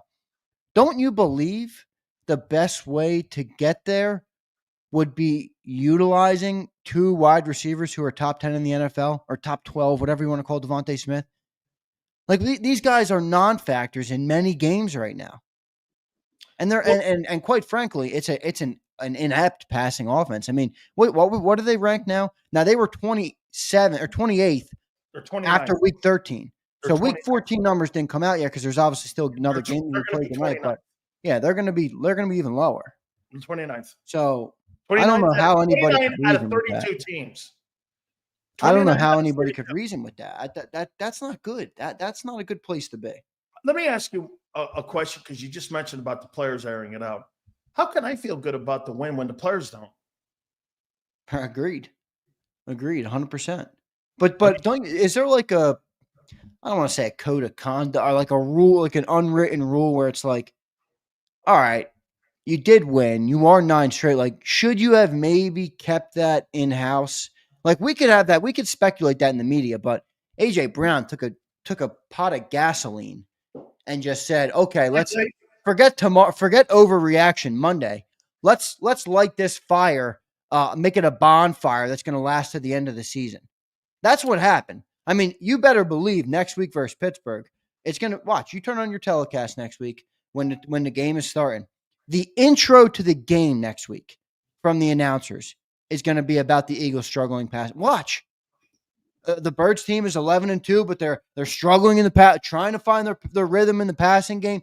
You watch. This has become a massive story, and I'm not on AJ's case for being a diva here, because how can you blame him? The guy's getting nothing as a top receiver in the NFL. But I do wonder if I was the coach of this team, I'd probably be like, yo, dude, I know. You think I don't know? But Can I tell you what happened? Shut the fuck up when you're talking to the guys with cameras. Can I tell you what I think happened? They let it go as long as they could. That this has been manifesting since the bye, and they know what they're seeing, and the shit that I've been talking about. Yeah, it's fair. Since the bye about this passing offense, they did what I would have done. They finally had it. They came out, and by the way, do I think that they would have said this if they had lost? No, I don't. I think the only reason they did say it was because they won. Okay. I think if they lose, they don't say it. They move on. But get this. There's no question, when you get every guy in the building making comments about the passing game, and dude, again, the players are not happy. The coach, Nick Sirianni, in his press conference, was avoiding everything he could about answering things on the passing game. The entire organization right now knows what's going on. Because you know why? I'll tell you where. That's a football team that's been so close to the brass ring that they know what they're doing right now after last year, the Super Bowl in 22, and what's going on right now is not good enough, Xander. Yeah. It's just that was my original take about AJ. Like, AJ said, you know how sometimes leaders in life, whether it's whatever you want to call it, whether it's an organization, whatever it is, leaders sometimes have to say things that a lot of people don't like, but it's for the betterment of the team or for the betterment of the group or whatever you're talking about. That was kind of my original take on AJ. Like, he probably knows he's going to light a fire right now, but he also knows that if this becomes a priority to the team, that's their best chance at having success late in the year. Maybe I think AJ's smart enough to know that. Listen, I'm AJ Brown. you guys got to use me if you want to be a great team, right? But he also has video proof. I mean, you don't have to be a rocket science to throw on the tape and go, Right. look at these wide open passes. By the way, he's running when AJ's wide open. Instead of letting the ball loose, he's like not trusting his eyes. Yeah, I know. That's where, there's a lot of people, a lot of people are doing film breakdown and all sorts of stuff, and you can like who you're like, but I'm still hearing a lot of It's multiple people doing it. I know, but I'm hearing, in Eagle Land, there's a lot of excuses being made for the quarterback. Like I saw one guy today who broke down the film and he's like, I forget exactly how he worded it, but he basically took all the blame off Jalen from missing reads. Like he's trying so hard to not turn the ball over that he's not trusting any read. And I'm That's like, okay, a lame ass excuse. that's fine. Like if you believe that maybe to a certain extent, but is it just the quarterback's not reading the defense right? He's not trusting what he's seeing because he doesn't believe what he's seeing. Wow. I don't think we should be making that lame ass excuse why he took the sack instead of throwing it away. That was so terrible what he said. I mean, his common sense didn't even make sense there. Yeah, I don't know what the hell's going on. I mean, look, isn't it kind of obvious that the passing game would be? I used the word rusty on Twitter today. Like they're rusty, dude. They don't pass. They haven't needed to pass in 9 weeks. They don't pass the ball. They don't go into any game with the expectation to win by passing the ball. Yes, they do the first 25. But it doesn't. And that's why they've been the worst first quarter team in the NFL. And that's right, because the quarterback can't execute scripted plays. Is that all on Hurts, or is there some? Okay, well, let me ask you this. You spend an entire week, like Bob Brown said, picking up the 15 to top 20 to 25 plays that your quarterback likes. He's in the room. Musmeyer's in the room. Kellen's in the room. Stoutland's in the room. You're all in there watching films going against this particular opponent. You're sitting there picking out, I like this play. I like that play. They're tailoring those first 25 to him on what he likes. So you know exactly how you're going to start the game. Look, I told you before what a D lineman does. You work on your first 3 pass rush moves that you're going to have against an offensive lineman based on his weakness, whether he has a slow left foot, whether he can't take a bull rush, whether he can a quick move can get him with an arm over. You practice that stuff, and you're going over the repetitive drills doing that. You spent the entire fucking week doing that. Then you go off those first 25. Then you go into situational play calling, 3rd and 7, 3rd and 8, 2nd and 9. That's what those sheets are.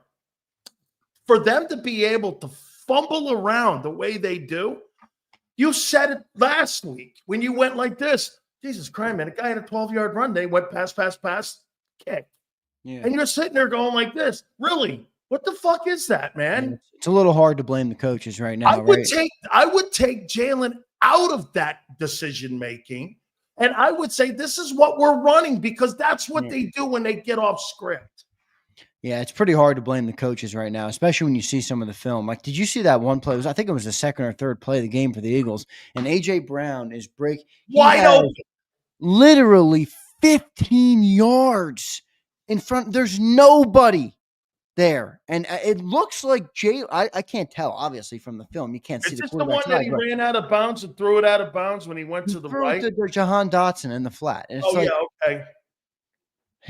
I don't know. I mean, look, we're winning a lot of games. It feels great, but now I'm starting to get the feel like last year, where it's like I hear every rebuttal to anybody that says anything is 11-2.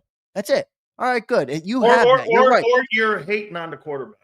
Well, yeah. I mean, I don't care what people. I've been one of Jalen's biggest supporters on the internet for the last year, so I don't give a shit what people tell me about that. I'm calling the spade. I mean, listen, when he does great, he does great. When it looks bad and it looks like it could become a problem in the offense, you got to call it out, and that's where we are right now. And I think with the offense as talented as it, John said it this morning. I wonder what Jeffrey Lurie's thinking when he closes the door on his office at night. Like, what is he good with it? Is he completely cool with it? Like, because one dude was challenging me last night. I put up the bottom 5 passing teams in the NFL. And he's like, we have Saquon Barkley, you fucking idiot. And I'm like, oh, okay, buddy. No, you're right. I forgot we had Saquon Barkley. But if you believe that this organization is happy to sacrifice any sort of a competent passing offense with two guys who are making $50+ million between A.J. Brown and Devontae Smith, two guys who are ranked top 10 in the NFL, with a running back who's best in the league, with a top 3 offensive lineman that's making $100 million, and a quarterback that's making 50. If you think this team is fine to sacrifice any ability to pass the ball and be ranked 31st in the NFL or whatever they're ranked, 29th, to have a historic running season, I think you're absolutely delusional and insane. The only reason it's going through the front door and out the back door is because they're 11-2. It's the only reason. Because you know what they're going to do? They're going to ride this as long as they can because they know it's not sustainable. And that's when they're going to come up. Because here's the one thing I'll say to you. If something goes sideways here, and that's because you're so one-dimensional right now. But here's Andrew, you said it last week, and you're right. Hey, Sills, they're one-dimensional, but who stopped them? No one. So there's something to that. No, until someone stops them, like And stopping the push. Jeff Kerr gave me a good thought today because I asked him, I'm like, well, Jeff, and I brought up that exact point, right? Of like, I have been saying to you and John over the last 4 weeks, admittedly, I have said to you guys, I believe we can win with what we are right now because our running game is so good and our defense is so good. It doesn't seem like anyone has gotten in our way. And we beat the Ravens, like we beat the Rams, we beat all these great teams. And I'm like, listen, look, this is proof of it. And then you see this game and you're like, and I asked Jeff Kerr, I said, is this, I know the Panthers didn't win, but is this a blueprint for how to beat the Eagles? Because think about it. Saquon got his yards. The Eagles running attack got their yards. They 209 yards rushing yesterday. Everybody got their yards. 6 yards a carry. Defense gave up 16 points yesterday, Sills. Defense didn't have a bad day. Nope. I mean, it wasn't their greatest game, but they didn't have a bad day. But look what happens when you don't. Said to me, but look what happens when you don't play a superstar game.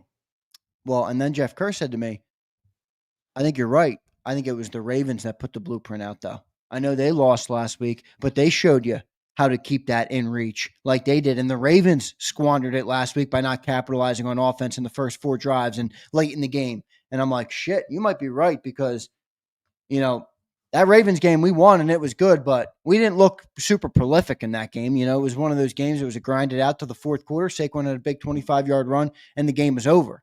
And now I'm wondering, like you said, are they catching up to, like, you're not going to stop Saquon. You're not going to completely take him out of a game.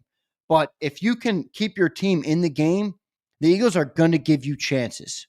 They're going to give you and that's the blueprint on yes, because they can't pass the ball. Well, that's right, because there's 3 and outs. Think about it. You said it on the pregame show. You said, look out for Carolina. They're going to want to have 7+ minute drives with 12 to 14 plays so that they can keep that offense at bay. Eagles won't be able to score quick because they don't pass the ball well, and they'll keep them in the game for a 4-quarter game. That you said, this is what Carolina wants to do. Will they do it? I don't know, but that's what they're going to want to do. It's exactly what they did. Long, sustained drives, and it was a 4th-quarter game. Okay, now upgrade in a last possession game for them. Right. Now upgrade your opponent. Now you're not playing Xavier Stonehands Leggett, who drops the ball on his way into the end zone. Now you're playing Amon-Ra St. Brown. Now, forget, everyone's talking about the Lions. Forget the Lions. Can we beat the Vikings? The Vikings. Can we beat the Packers again? Like, these are teams that that are throwing the ball at a high level. And running it. Right. I don't know, man. I think it's fair to question this. Like I said, I'm not going to hang my hat. It's Overreaction Monday. We're going to sit here. We're going to talk about it. We have a job to do. It's our job to sit here and discuss this game. I'm going to turn the page and look forward to Pittsburgh. That's a tough opponent next week, and the Birds have a lot to prove and a lot to fix now going into these weeks. If I'm the Eagles, I'm taking it as an opportunity to grow and get better. But it all comes down to one guy, and that's Jalen Hurts. The defense now. What'd you make of the pressure on Bryce Young yesterday, and what'd you make of the tackling yesterday against that Carolina Panther team? Good. I mean, I didn't see anything crazy. I mean, they gave up, 302 yards, 16 points. They tackled well. They had some big hits. CJ Gardner. That's what I love CJ Gardner-Johnson for. Like, that's how you make an impact as that type of player. You have a big hit earlier in the game.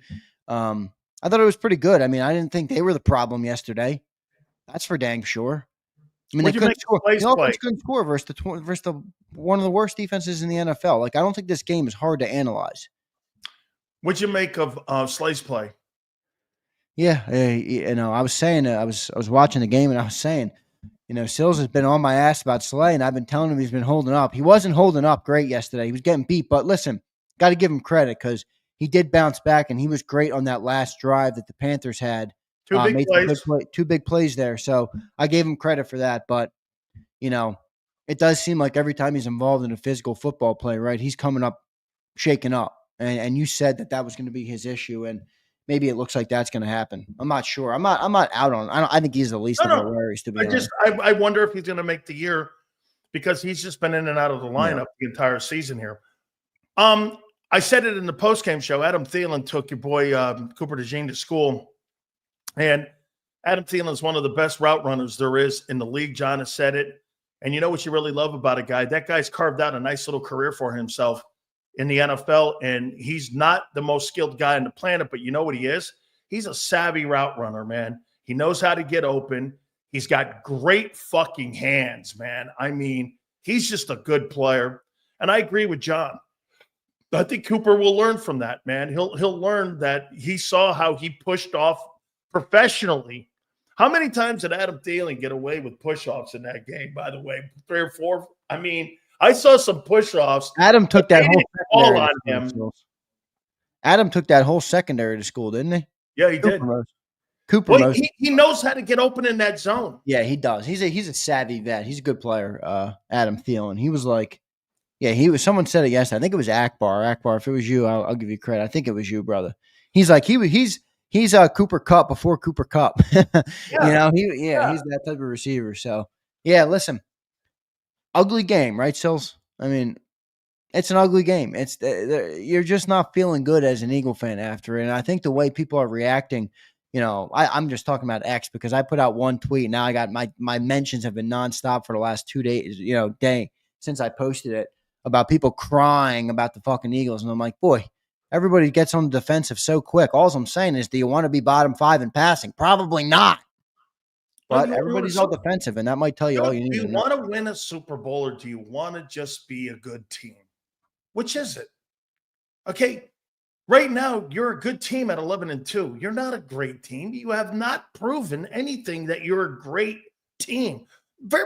Really, nobody has this year in the NFL proven that they're a great team. The Bills tripped up. Dude, nobody in the league has proven it. However, the one thing the Eagles have done, they have proven they're great at one thing. You know what that is? Lining up and fucking taking your ass to the ground when it comes to running the ball. Okay? That's the one thing of all the teams in the league that they have done better than anybody, Xander, is run you over. Okay? Nobody's done a better job of it. I've seen Baltimore stopped. I have seen a lot of people stop. I have not seen the Eagles stop, especially in this streak. Now, the point will be again, is that good enough to win it? And yesterday, it was almost not good enough to beat Carolina. That was my real big takeaway, was that, Jesus criminy, they had one of their better rushing performances of the year, and they still almost lost against a team who's going to have the 4th pick in the draft in April. Damn, dude. You can't be flopping around like that. And like you said, I don't really think they played awful on defense. They were okay. A couple missed tackles here, there. Nothing to cry about. 16 points. You're still going to be tops and giving up point differential. I mean, right? I mean, dog. I came away with that game the same way the players did. The players hated that win. But yet everyone's supposed to be happy about it when the organization's aggravated. The quarterback's even aggravated. And by the way, Jalen, to his credit, Jalen addressed it after the game saying, it starts with me here, man. I've got to be better in the passing game. But at the end of the day, those words, they fall short to me because this has been an all-year deal, Xander. Yeah, but didn't Hurts also skate by some accountability yesterday? Of course, like, I know I know he said he didn't have a good game, but like he also said something about the coaches where it's like, I'm just doing what I'm asked. And that would insinuate that Hurts' belief is I had a bad day, but the problems on the passing He's offense very sensitive. are not me. They're coaching and this big He's overall very picture. sensitive on the optics that people, how they perceive him. It's Don't ever actually tell me that he doesn't care how people perceive him. He does, because the way he talks, hey man, I do what I'm told to do. Hey guy. Okay. No, you don't. Okay. No, you don't. Because if you're told to do, you'd follow along on the first 25 and let the fucking ball go. And it got a guy streaking down the middle of the field there wide open. Instead, what do? You pull it back and you take off running for a 5-yard gain instead of a 45-yard explosion play. You're right. I'll tell you what. If Jeffrey Lurie is watching some of the clips that have been put out and posted, and you're watching some of his $25 and $35 million wide receivers wide open like that, I don't know how you're happy. I don't either. Now Nick just spoke to the media when we were on here. I'd be curious to see what he had to say, but I'm sure he just gave you the same word salad he always gives. But yeah, I mean, listen, I don't know what to feel right now because I don't want to be the dude who's like, all right, I'm out on the season. But at the end of the day, do I feel like we can win big games consistently with this passing offense? No, I don't. And I mean, do you think you can be a contender in the postseason with this offense? I mean, let's look at the playoff picture for a second. I mean, this is what we're looking at right here. I'll bring it up on screen so everybody can see it. This is what we're looking at in the playoff picture. So you got the Lions and the Eagles. We're not going to lose the 2 seed. I think it was Philly Don put in a super chat here. He said we're going to be lucky to get the 3 seed. Philly, I don't think we're going to lose the 2 seed because if you look here, the West and the South are, they're 7-6 and they're 8-5. So I don't anticipate the Seahawks or the Bucs catching the Eagles in records. So Philly, Don, even if the Vikings and the Packers have 12, 13 wins, they're still a wild card because they're in the North. Yeah, exactly. So they're not. The Lions are going to win that division with a great record. Honestly, hey, Philly, you could have a wild card team and 2 wild card teams out of the North, Xander, with 13 wins, and you can have a 9-win team with the 3 seed or the 4 seed with the West and with the South because they were division winners. Right. I mean, That's look how that works. Look at the teams though right now. I mean, you got the Seahawks, the Bucs. People don't like to hear this. I don't want to play the Bucs. Now we're not going to play them first round, obviously, but I don't really want to see the Bucs. And to be honest, the Seahawks are red hot right now. I think they've won 4 straight games, and Russell and Geno Smith is playing pretty good again. So I'm not saying I'm afraid of them. I'd rather play those teams. But Sam Darnold had 5 touchdowns last. 5 touchdowns. Sam Darnold. I mean, did you hear Jordan Addison and Justin Jefferson after the game? We're coming to be the best wide receiver duo in the NFL. They got Sam Darnold. DRC, I'm not scared. If you're scared, get a fucking dog. I'm giving you the truth, brother. Scared?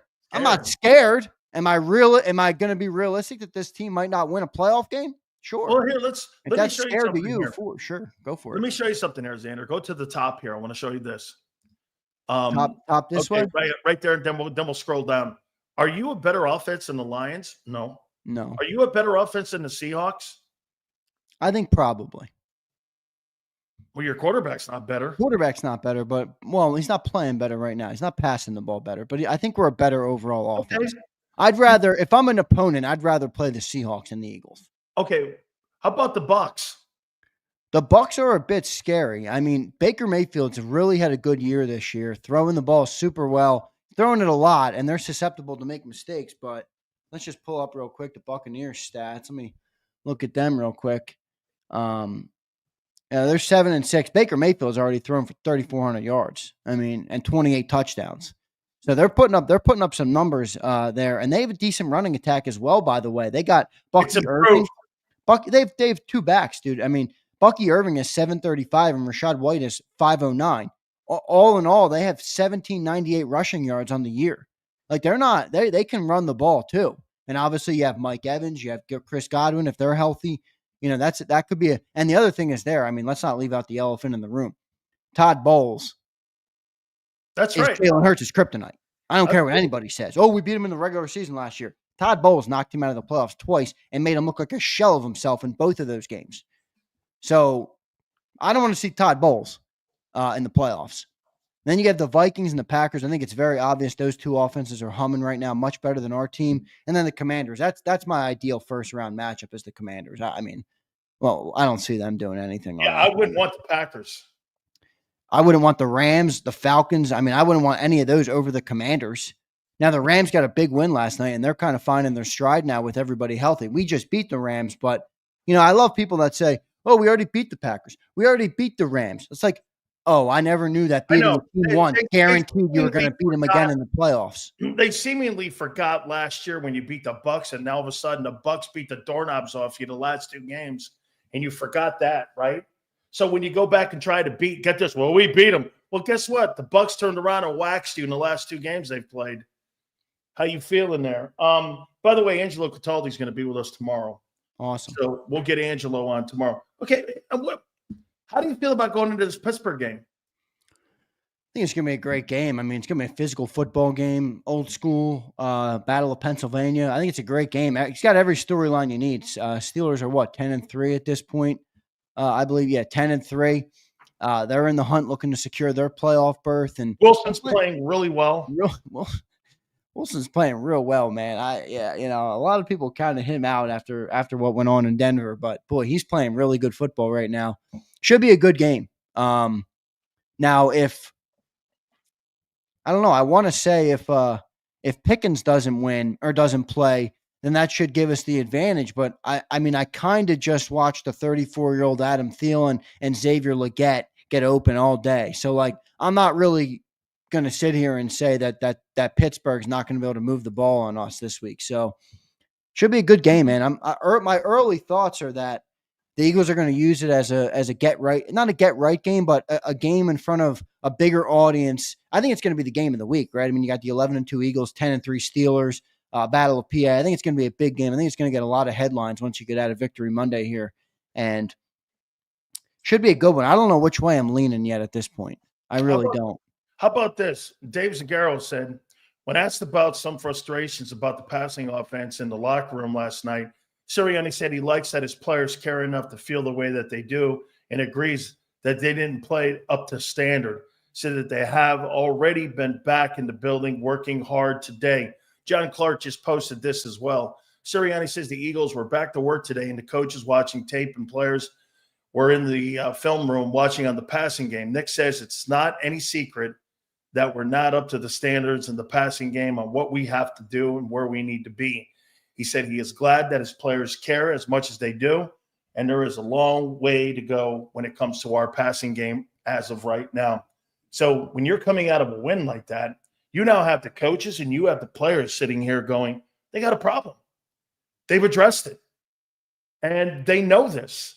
It's funny when you bring this up, funny, I say it, you hate it. When they say it, they're echoing the same shit. Hey, I'm telling you, Xander, let me ask you this. If this guy was in Pittsburgh and they had Russell Wilson in the building and Justin Fields, you think Mike Tomlin would have benched Jalen Hurts?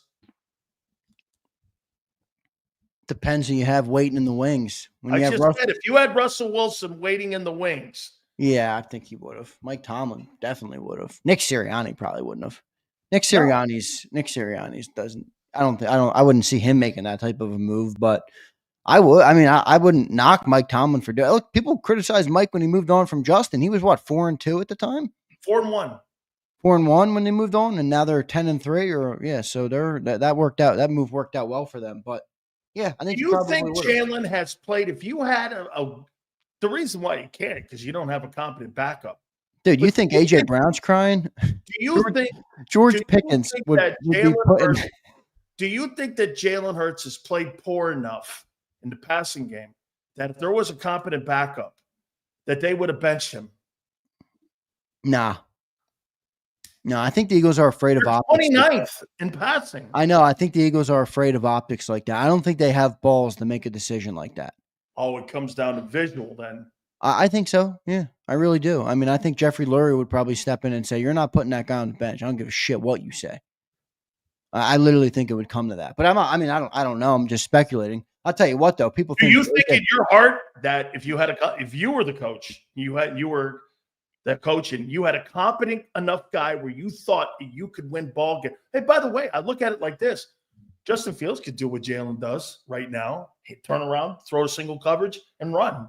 I mean, what the fuck else is he doing? He's not doing anything else in that game what he did yesterday. Hard to bench a guy when you're 11-2, but what? Mike Tomlin benched a guy at 4-1. 4-1 is a little different than 11-2 and 9 straight. No, they didn't know what they had. Hey, by the way, nobody in the room wanted him to do it. Can you imagine what George Pickens would be doing on the? You think AJ Brown's crying? He gave you a one-word response in the press conference. George Pickens would be slamming his helmet. He'd be jumping up and down. He'd be going crazy on that sideline if he wasn't getting the ball from Jalen Hurts like these guys are. Oh my goodness! There you go. That's a good point. You've got a guy that's now the 42nd ranked targeted player with 6 targets per start, and A.J. Brown, and the other guy's 45th in targets per game when he's in the game, and Devontae Smith. I mean, you paid him $51 million. Yeah, this is going to be our guy, so settle in, everybody. Let's do this. Settle in, Big Sills, because we'll be talking about this guy. We'll be talking about him for the next foreseeable future. Oh, Anthony my God, Wilson. I love it. Are you kidding me? This guy gives me great content. All you got to do is put him on the field. Anthony Wilson. I hate people that say, why do people, listen, I know you might not like everything we talk about, but you don't really believe Philly media is the fucking problem. I hate people. Oh, Philly media. I'm like, yeah, Philly media is playing the games, right? I mean, good night. Hey Anthony. You don't really think that guy's playing well, do you? Well, let's read a super chat. He says, I hate Philly media. This team has won 9 in a row, and let them tell that the sky is falling. I've seen Hurts win with his arm. He'll be better. So Anthony's living on hope. I hope he knows that, I'm sure. He's hoping that Hurts can do it when he needs to. Win with his arm. When was that? I missed it. Oh, my God. It's the worst passing. Hey, who would have thought? Remember, I told everyone, if this offense doesn't take off this year, I'm going to kill this guy. I'm going to kill this guy. Now you're 29th. Out of 32 teams, Anthony, be prepared to buckle up. It's only going to get a little more bumpier. It may or may not. We will see. JT Philly checks in. Oh, look at those shoes in that picture. Those are nice. I like them. Last season, they were standing outside of the stadium with signs saying, run the ball. Now y'all arguing about passing it more. JT, you're right, but that's not what we're saying. Do you think, JT, and I think it's a fair point because, I did do that early in the year too, but do you think, JT, it's worth it to have a running game that's this good at the expense of a passing game being better than the 29th ranked overall with 2 guys who are making top in the league at their position and who are both ranked in the top 10 to 12 wideouts? Like if we had Jalen Reagor, I'd say, yeah, who cares? Why the fuck are we throwing it? We got A.J. Brown and Devontae Smith, dude. We got really good players out there. Like you're talking game-changing players that teams would sell the house to get on their team because they don't have guys like that. We got 2 of them.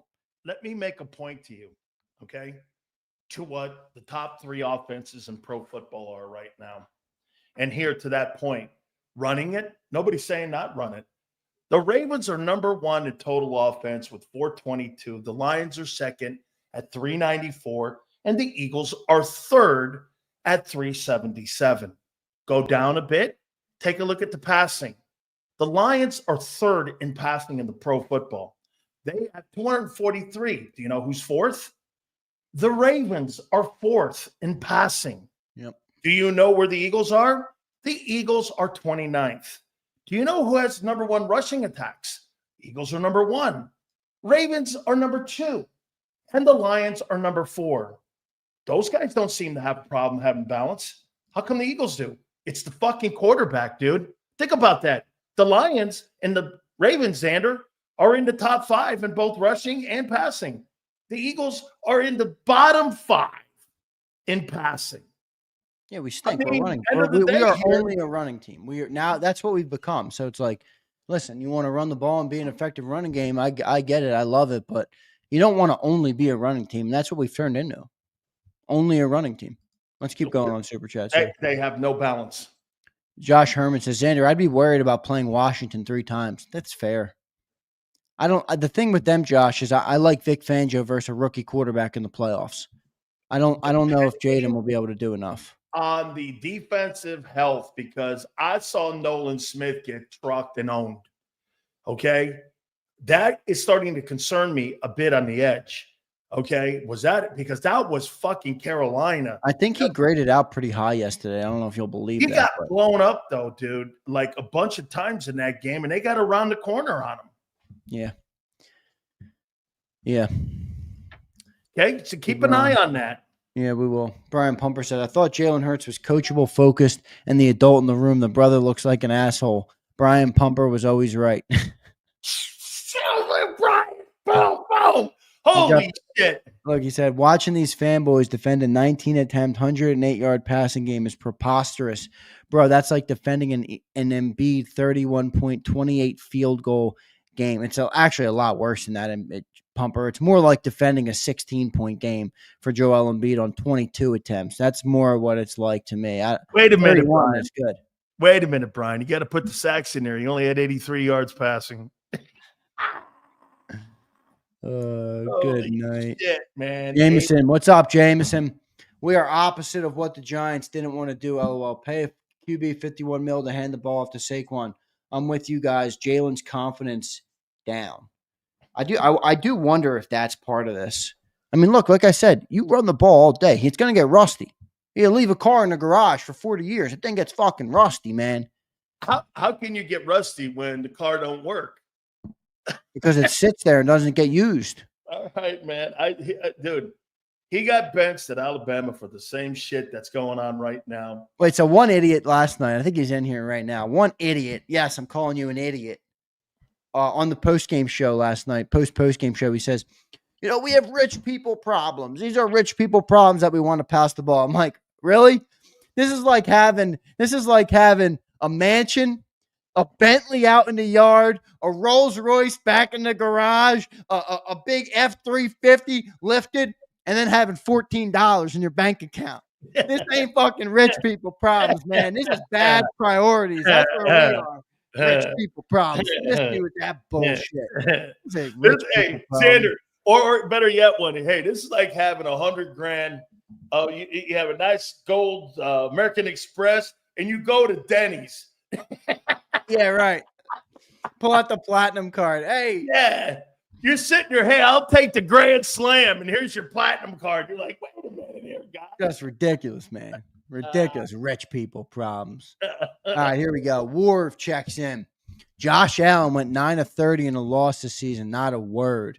Russ Wilson completed 15 passes yesterday for 140 yards. Not a word.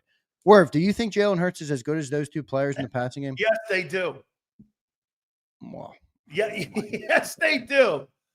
Yes, they do. A guy with 425 yards, only him in the huddle. Josh Allen goes 9 of 30 in one game in a one-off of a 7-year career of prolific passing. He has 6 touchdowns yesterday, and you think Jalen Hurts' trend of averaging 160 yards a game or whatever it's been this year is not a concern? Or if they're two different things, you're looking at one game in a sample size, dude. I think that's a dumb way to put it. I don't. It's totally a dumb way. And when you got the skilled piece, dude, I'll say it one more time, Xander. I have no idea how Carson Wentz threw for 4,039 yards and 27 touchdowns with the trash cans he had. And this guy's got all this, and he's going to only throw for 3,300 yards this year. I have no idea how he did that. And this guy has everything afforded to him, and he's gotten worse. Hey, by the way, would you agree that he has gotten who got worse towards the end of their career in Philly? Wentz or Hurts? Passing. The difference with Wentz and Hurts is that Wentz had winning. Wentz had this. No, it's not winning. Well, it is, but that's not what I'm going for here. Wentz had this insane ability in passing the ball that ultimately went bye-bye. Yeah. Jalen has always been a good player, but he never was like that crazy good, prolific. That wasn't his skill set, really. So it's not really that type of a drop-off. I don't view it the same way. But you think his injuries played a factor in why he also went the other way? I don't know. Who, Wentz or Hurts? Wentz. Wentz, definitely. That's a no-brainer there. Look at Kakawa. Kakawa Kiowa. Is that how I say that? Kakawa? Standard turning into Sills Jr. Hey. It's so funny. It's so funny how that shows you how successful Sileo is, because every time anybody says anything bad about Jalen Hurts, you're now Sileo Jr. That's like, okay. Any criticism of Jalen Hurts and you're automatically Dan Sileo. Unbelievable. Hey, and by the way, one thing you got to hand it to me, man. I fucking stayed to my guns on it, and I stick to it. Hey, listen, I've been telling you the last couple of days on the show, right? You're wrong. Well, hey, listen, we might want to wait till the end and see how it all plays out. All right. We'll see what happens. I'll see you on the flip side. Xander moved the race up instead of halfway through over there at Franklin Field at the Penn Relays. He wants to get to the finish line here. I'm with you now. I got you, man. Kikoa, I need to learn how to say your name. Look at that last name. Kiowawa. I don't know if that's his real last name, but I like the name. Kikoa Kiowawa. Are you Hawaiian or something? Ayahuascas. How you doing? Yeah, you might be joining Aaron Rodgers on the trip. Yeah, he's about finished. That's for damn that sure. Sucker. Anthony Wilson. Jalen Hurts is thrown for 300 yards in 13 out of 65 games played. For 250, 35 out of 65. Is he playing well? No, but he has done it. Dude, he's got Jalen Hurts. He's got A.J. Brown and Devontae Smith. Like, throwing for 250 yards should be the minimum. Wait a minute, Anthony. Didn't you expect your offense and passing game to be third? Did you not? Hold on. Let me ask you one simple question, Anthony. Did you expect your passing offense to be third this year or 29th? What did you expect it to be? Top 10? How about this? Top 10? Brian Johnson had a top 10 offense last year in passing. Evidently, based on my prediction early in the year, I was thinking like top 5. I thought you said top 3, actually. I said overall, but what I guess, 4,600 passing yards? Yeah, 4,600, 35 touchdown passes. So the year is 2038, and Sileo's still on YouTube. You predicted 4,600 passing yards. Sileo will be whining about that for years. 3,300 yards he's on pace for. JT, again, with the kicks. Jalen Hurts is a 68% completion rating and a passer rating over 100 this season. He has not been bad. He's just not throwing as much as most quarterbacks because they're taking everything off his plate, JT. That's right. He's 24th in attempts. He's 21st in completions. He's 22nd in passing yards. And he's got a passing offense that's 29th right now. And you're telling me you think he's fucking played well? Good night. I don't get it. I don't get what you see, JT. Dude, the passing game is not improved from a year ago. I don't know where you see, and he's 6th in the amount of sacks taken by a quarterback in the league. How are you? Hey, by the way, now do you understand what I'm talking about? Marcus Hayes, I disagree with him that when you take a sack, that takes you out of field position and you lose possession. I don't know if it's as much as a turnover, but I completely see what you're saying. Where there's some crippling sacks that happen. Here, let me make sure I get all the supers from earlier. Flex, my bad, missed you. This offense shouldn't have no issue putting up 30 points. Easily, dude. Like 30 points should be the baseline for this offense. Think of this: they're scoring 26 right now, just running it. Oh my god. This thing could be insane, man. If we figure it should be insane. Rainy Boy says, let's get ready. Draft QB1 this season. Over with correct or start Kenny Pickett. There's none of the above. In that draft. There's nobody in there. You know what quarterback you like right now coming out? I don't like. Not for the Eagles, just in general. I'm not talking about for the Eagles. I'm just talking about in general. I guess Sanders. Oh, but really? I just don't like his. I'm not huge on him. Dude, I'm not either, man. But they'll be overdrafted. I think he's a little big for his britches right now. I like that. You know who I like kind of? I like that Dylan Gabriel. Yeah, from he's not Oregon. He's not overly talented, but I like him. I think he's a pretty good player. Real quick, let me check if we have any more super chats, and then we will keep rolling here. Get to Gary Cobb. They need to cater the pass game to go dump off more slants, hooks, crossers. Stop with go routes every time we pass. Hurts is struggling clearly. Yeah, but I kind of mentioned that earlier where it feels like that's all they do. They got go routes, they got slants, and they got comebacks. It's like the 3 most basic routes in football. What in the world do you think, is Gary Cobb's on deck, he's in the green room, what do you think he's going to think about an offense right now that's I'm looking forward. 29th in passing? They're 23rd in attempts. They're 24th in completions. And get this, they're 18th in TD passes right now. And Kellen Moore was brought in here to improve the passing game. They're 11-2. They're a really good team, in my opinion. And by the way, I can't wait to get Angelo on tomorrow, too, because he's on tomorrow. And my opinion, if Jalen Hurts doesn't improve that passing game, they're a one-and-done playoff team. I mean, Baltimore and the Lions, they're in the top 3 in both passing and rushing. I think you have to be dual threat like that when you're in the postseason. All right, Xander. All right, we got a couple more supers. We can hit him after JAKIB. I'm looking forward to hearing what Gary has to say. Should be interesting to hear. Absolutely. Xander, thanks a lot, brother. I appreciate it. All right, brother. All right, well, all that being said here, man, there's no question. Fox 29's Gary Cobb. And, hey, listen, I'll say it before I bring Gary on. You're 11-2. That's a heck of a football team. Your quarterback's not. He's just not. He's regressed. I mean, he's predictable.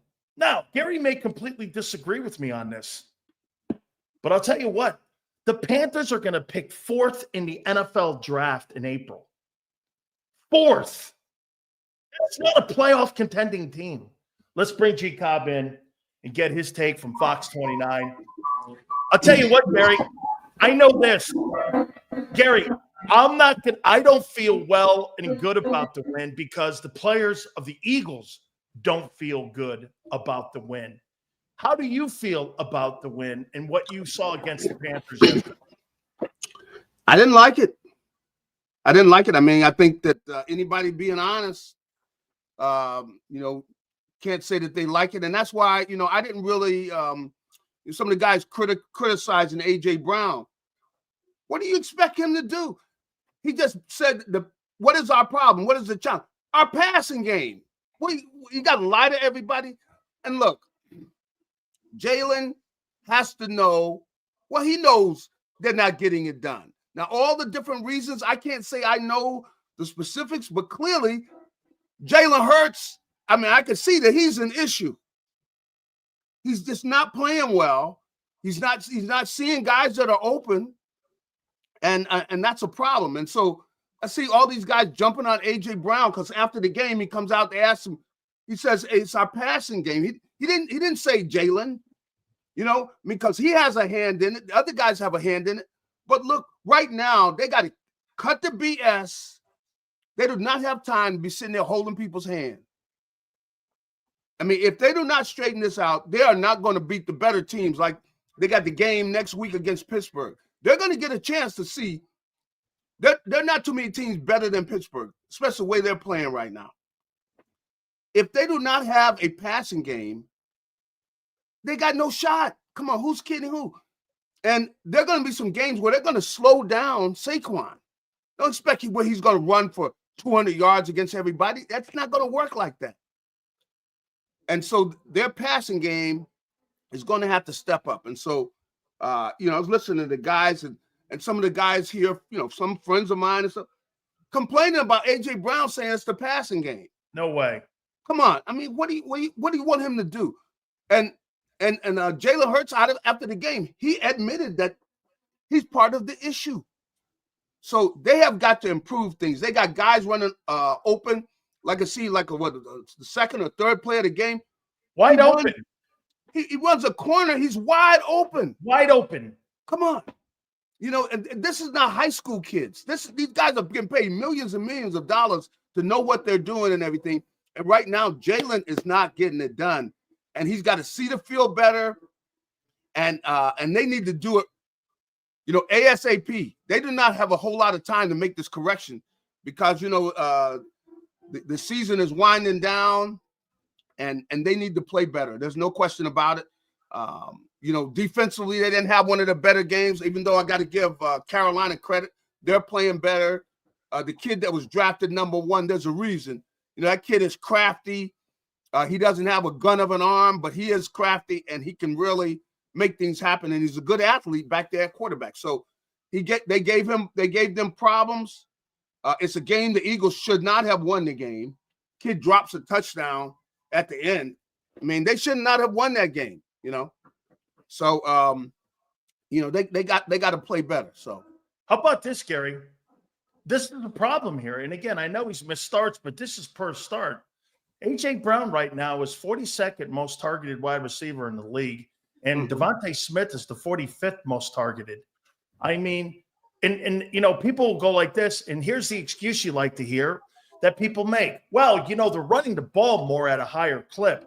Well, Baltimore and Detroit run the ball at 30 times a carry, 30 times a game, but they also turn around and they have one of the best passing offenses in football. And by the way, both of those three offenses are top three. The only problem is that the Eagles are down near the third worst passing offense in pro football. So I ask you, it's either three things, Gary. It's either pass protection, play calling, or execution. Yeah. Which do you lean on that you think it is? Wait, say those again? Okay. There's three things in a passing game that is going to affect the passing game. Is it play calling, pass protection, or execution? It's clearly execution. To me, it's execution because I see routes where guys are open, and I'm not going to put all this on Jalen, but I can see that, come on. There's a guy running wide open. The quarterback's got to get him the ball. They got an outstanding offensive line. I mean, he's under pressure at times, but not a lot. I mean, they're winning most of the time. There's plenty of time. You got a pocket that is, strong and solid. So, and he's got to step up. I mean, there's no doubt about it. Now you've seen playing games around it. Jalen has to play the way he's capable. He's shown he can play on that level. He got to step up, and he's got to play on that level if they are going to win. And we're not talking about them winning a game in the playoffs, because they could get certain teams in the playoffs and they get in there and run for 200 yards, 300 yards. That's true. I'm talking about winning the whole thing, which is what they want. They started out the season. This has been their commitment. And then the more you see the talent on the team, especially ways the young kids have come around on the defensive side, they have the talent to do it. The whole thing is everybody going to make sure they do their job? Now, I know if I'm on that team, I'm not looking at the guy across sitting in me in the locker. I'm looking at myself. I got to do my job. And I'm sure that everybody feels that way. And Jalen said yesterday, he knows he did not play up to the level he needs to play up to. And the whole question is, what needs to be done to get that done? That's all that matters. They got to get that done because they're capable of winning this thing. But everybody's got to play at the level they need to play at in order to get it done. And later for the whole hand, I don't want to hear anybody crying about, well, he shouldn't have said passing. I'm going, are you kidding me? Well, he can't say it's our passing game that needs to improve. Well, that means he's pointing at Jalen. And what if he is? But he didn't even do that. He didn't call out his name or anything. But the thing is, anybody looking at the game can see it. Come on, when you go back and look at the tape, this guy's wide open. Come on. So later for all the hand holding, man. When did it become wrong in Philly, to be honest? I thought that was one of the things that really that market was really known for, was that the media was honest, and also that sometimes it was criticism that was going to be honest. What would happen to that when you look at a game and you watch a season and you look at a passing game and you look at it and that passing game is not where it needs to be, and the quarterback, the reason he makes $51 million, this is on his ass. That's right. I mean, why is that a problem? Most of the time, I'm on AJ. This is one of the very few times I went like this. Yeah. I saw 7 open passes that he kept the ball and ran the RPO, and he was wide open. I mean, I don't think he was wrong here. Like I said, he did not call out anybody's name.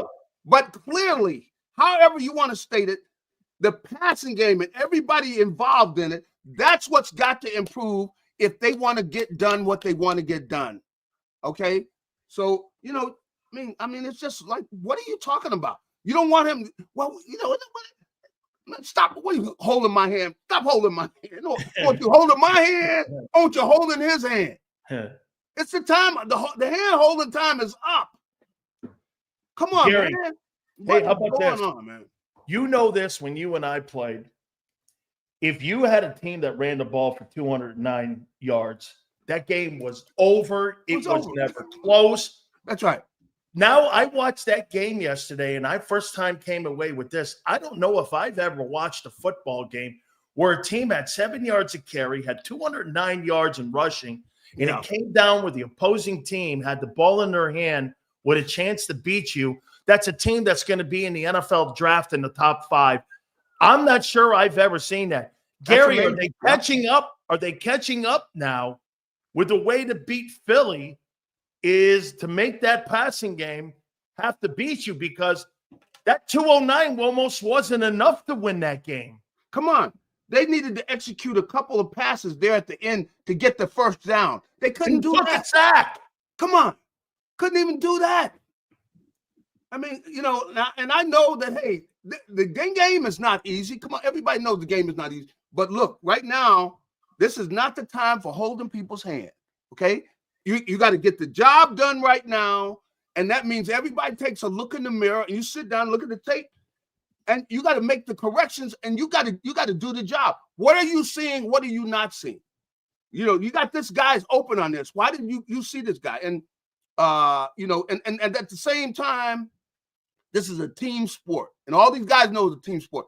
They're rooting for Jalen to play the best football he can play, and it's not about just him, because they know everybody else has got to play a hand in it.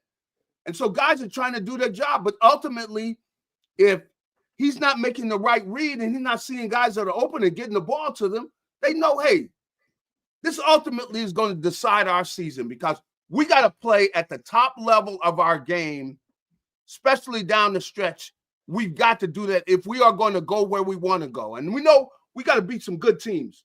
Now, are they capable of beating them? I think they're capable of beating these teams, but they got to be playing at their best. And I could see, hey, the passing game isn't where it needs to be at, and they got to tighten it up. And when I look at it, if they're calling routes like that corner route, like, what is it you didn't see?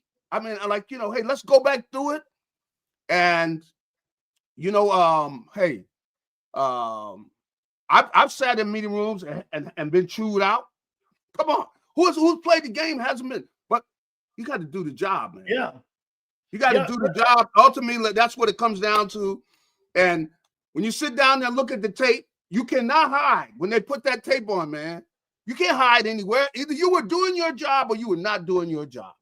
Gary, on a DEFCON level right now, between 1 and 5, and 5 being the most concerning, how big of a problem is Jake Elliott right now becoming now? Where, again, especially if your pass offense right now is struggling right now. Yeah. And here was a guy that was automatic, and he's taking some of the aggressiveness away from Nick on what they would do in special teams right now. How concerning is that right now with Jake Elliott? Well, I think you got to think, I mean, if it's not 5, it's either 3 or 4. I mean, it'd be nice some say, but when you're with the game on the line and you had a guy you used to say, boom, 50 yards, hey, go out there. We believe in him. Well, right now they're basically saying right now we do not. We do not. I mean, and he's got to show himself. You got some games down the line. Hopefully he gets himself together and has his confidence. But that's going to be vitally important, because one of the reasons they won the Baltimore game was that Baltimore's got that problem. Yep. And with these games, you start playing playoff games. Some of these games are going to be decided by a field goal. Somebody's staying and somebody's going home because one team hit a field goal, the other team didn't. That's what's just going to come down to. And it's fun. It's kind of thing where, hey, is somebody going to die over this? No, But this is important when you're talking about, you want to start talking about football and the NFL. It's going to come down to that. It's going to be a matter of do the Eagles get these things corrected? Now, I don't know what they do, to get in his head to where he develops that confidence, because a lot of that is what it is, and when you got a kicker he's rolling and he's confident, man, and everybody's confident in him. Right now, they've got to get that. Hopefully they can give him a chance to take some kicks, in the next few games where he can kind of get his confidence back, because clearly that's been damaged. And but the fun thing is, I was over there at the game yesterday. I'm trying to just tell myself, just shut up. Just shut up. Because these are obvious things, but of course I didn't shut up. I'm talking to the guys because you can see this obvious. And the problems with the passing game, I didn't need AJ to tell me that after the game was over. That's why I'm going like, what did he do wrong? He's saying the obvious that all of us are sitting going, what is wrong with the passing game? Come on, man. I got to ask you two last questions here. And you know what? If you're really saying something, that we got so many people around here acting like everybody's little kindergarten teacher. Oh, don't say, little Johnny. Look, we don't have time to be holding people's hand, man. We do not have time for that. This game is this season is coming down to the wire. Everybody got to do their job. And a guy that's not doing their job, come on, Gary, man. help me out on this. Yes. The Philly media used to annihilate McNabb, right? Didn't they annihilate him when he effed up in a game? Didn't they annihilate him? Why are they so fragile with Jalen Hurts in any kind of negativity or anything? Where did that come? I mean, am I wrong? Help me out here, because you've been covering that. Didn't they annihilate McNabb? Hey, you better watch out, or Donovan's gonna be calling on the phone now, man. But yeah, he got it. And really, everybody comes to Philly. If you don't do your job, you don't have to go wait for the coach the next day to find out you're not doing your job. Yeah, but it seems that Jalen gets a hall pass. Well, there are people, trying to defend him. I mean, and in fairness to Jalen, he helps him with his legs. Even if he's not throwing the ball, he makes some big runs and everything. And that's a big part of their game and everything. But they need him playing at his best. And he knows this.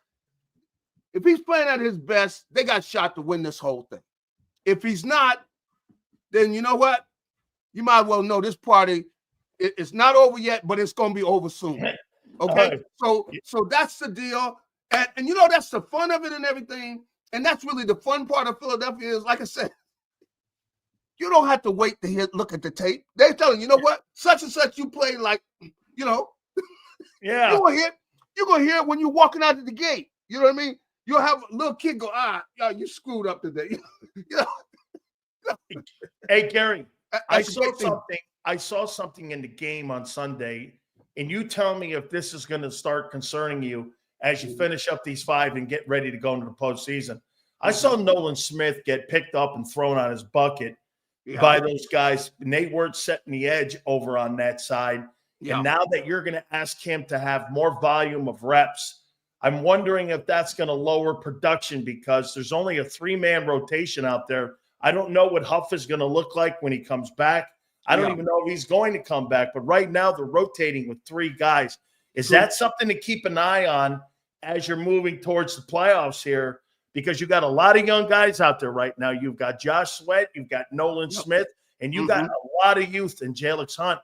Can those guys hold up for the battle? Because you got to set the edge in the NFL if you're going to be successful on defense. Well, that's going to be a challenge. And I think that, the point you make is something I saw yesterday too, which is, you're going in against the Panthers, and, the Panthers have some strong parts of their game, and they really – their O-line. Yeah, that O-line, you're right. That's a strong part of their game. So it's going to be a challenge. It's something that they're going to have to make corrections. They got to play those runs better. They got to do a better job against the run than they did, on Sunday. So I think that all those guys on the defensive line, a lot of them are sitting in the meeting room now. Some of them getting chewed out right now as we're sitting here talking, because like I said, we've been through this, and nobody's giving you a break. And you don't want anybody to give you a break because you don't want to be the guy let the team down. You want coaches that's going to be straight up with you and say, hey, look, run that back. Such and such, what are you doing? This is not going to get it done, and they know that. And so I think, especially, looking at Jalen there, come on. He knows he's got to play at the top of his game, and he wants to in order for this team to go where they want to go. And it's just that simple. You don't have to, like I said, later for the hand holding and the patting people on the head. We don't need none of that, man. Hey, I'm gonna leave you with this one last question to you, and you tell me if Jalen Hurts was in Pittsburgh and he had Russell Wilson as a backup, do you think Mike Tomlin would have benched Jalen Hurts for his inability to move the passing game? Because remember something, this year, Justin Fields was 4-1, and he benched him because he wasn't getting enough in the passing game. And they really don't even have near the skilled people that they have in Philadelphia. That's right. Does this really just come down to the org? I mean, Gary, do you agree? He's played poor enough where you could have benched him a couple games. Well, you could, but they don't have anybody in back of him. That's right. They don't. They don't have anybody behind him. No, that's right. So, but what you're saying, I think that without a doubt, he knows there are times when you're going like, I mean, during the season, I'm going, man, what is going on with the passing game, man? I didn't just say it yesterday. Looking at the season, going like they are capable of playing better than that. Because if you look at the talent they've got, you got these receivers. I mean, a group that can match just about anybody in the league. So ultimately, and I think, Jalen knows this. That's why I'm sure he's not comfortable with this.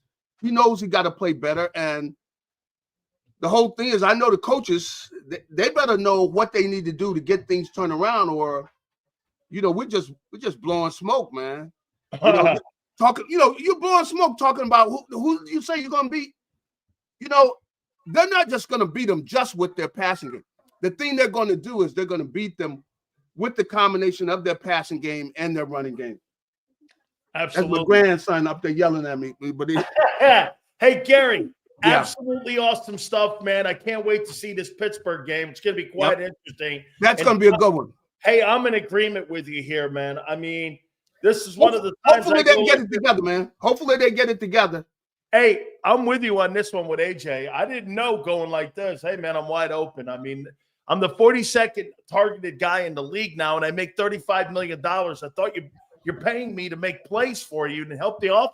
Gary, didn't you take it this way? I didn't think that he was bitching about targets. I thought he was bitching more about, hey, I want to help make this team win more games too. That's how I took it. I heard AJ just the other week. He's saying, you know what?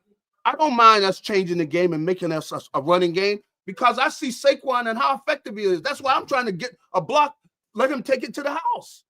So he's saying, we know we're going to run the ball more, and I have no problem with that because I want to win. Now he knows at the same time they need to contribute if they're going to really win. That means that passing game is going to need to do their job. So all he's doing is saying like it is and being a team player. And I have no problem with everything he had to say. Absolutely. Gary, I appreciate it, my friend. Thank you. All right, buddy. You got it. It's great Gary Cobb. Don't forget to check him out on Fox 29 in Philadelphia. I see 85 saying, what's the difference between Panthers and Chiefs? Because the Panthers had taken the Chiefs to the limit as well. I'll tell you the difference. Xavier Worthy, Noah Gray, Rashee Rice, Justin Watson. Those are the receivers, and the tight end, Kelsey, who's not going to have 1,000 yards this year. And, of course, Patrick Mahomes. They win with dudes. You have A.J. Brown, Devontae Smith, Saquon Barkley, in the best offensive line in pro football. That's the difference. You have an all-star offense in personnel. That's the difference, okay? Okay? That's the difference. Xander, we got some supers. Let's get some supers here. Appreciate it, my friend. Please hit the like button, guys. Give me a total where we are in the like button right now.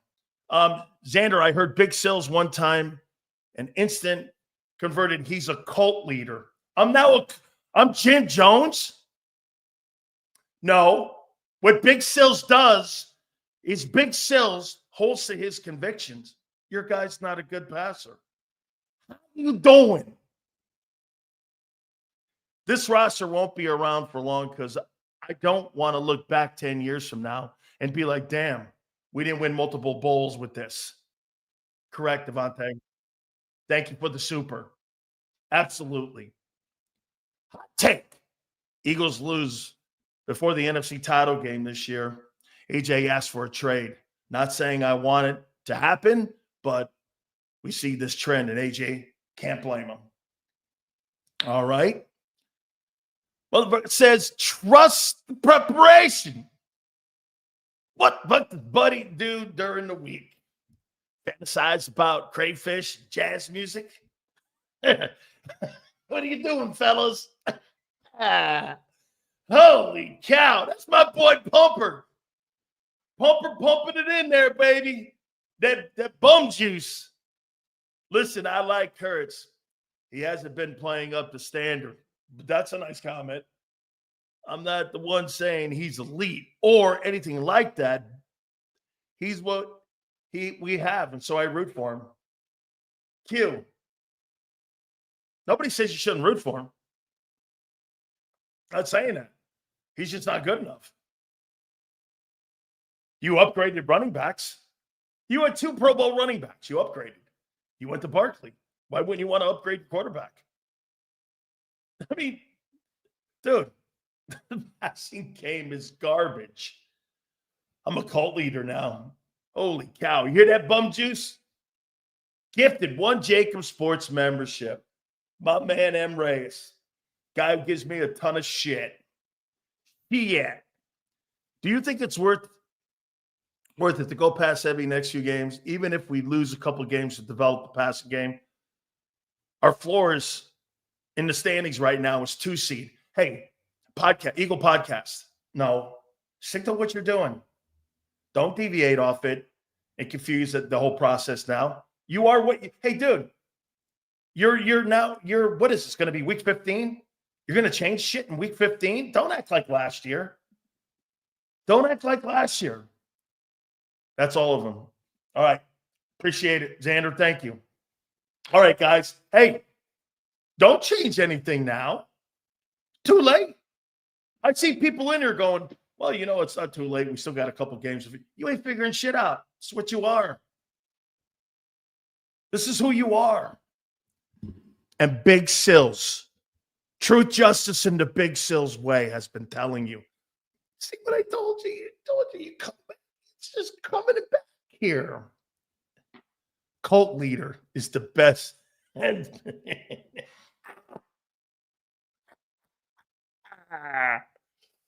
yes, sir, my little followers. Your boy sucks. He's the caboose. Elite. Oh, my God. Did he say Aleve? Isn't that the stuff that makes you get diarrhea? Aleve? I'm not saying I wouldn't want to grade up at quarterback. I know you're not saying to not root for him. I agree. He has to be better. He totally has to be better.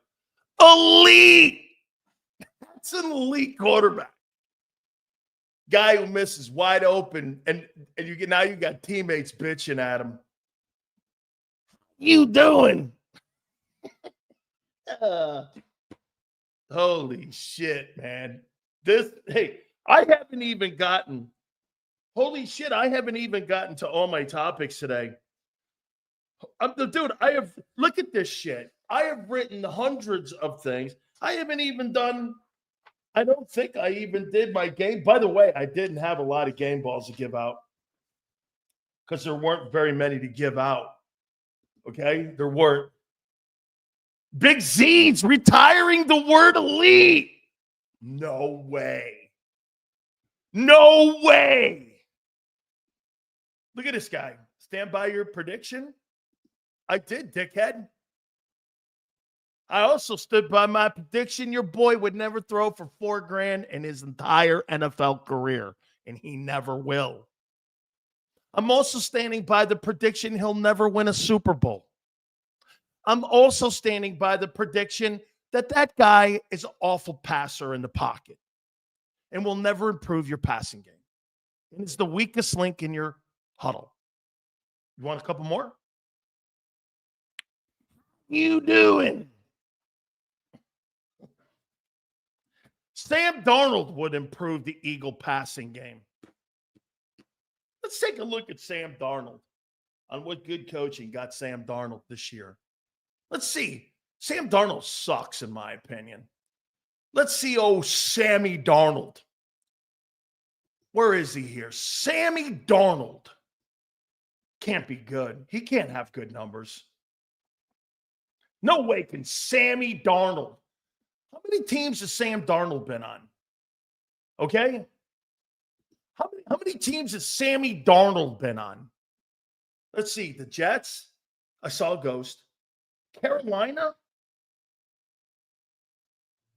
San Francisco?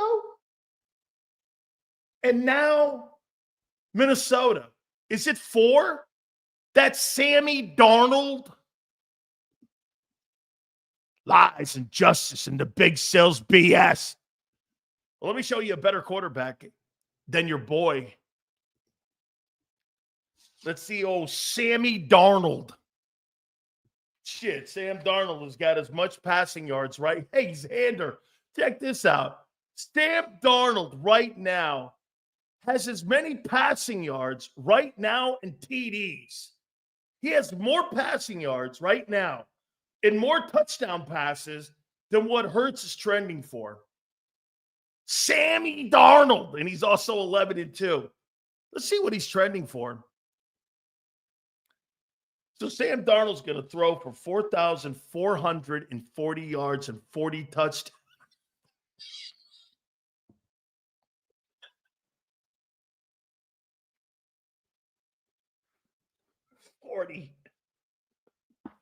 40 touchdowns.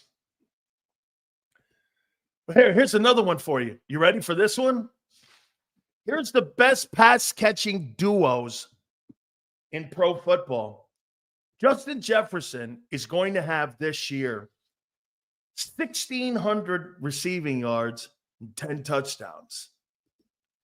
And Jordan Addison is going to have 1,000 yards and 10 touchdowns. Sammy Darnold. Sammy Darnold is having a superior year to Jalen Hurts. Captain America, Bryson Bailey. Josh Allen and Hurts never going to win a Super Bowl. Well, one thing is for sure about Josh Allen. He's got to do it by himself. He had no one else helping him. No one else. I mean, shit, man. What else are you going to do for Hurts? Bake him a pie?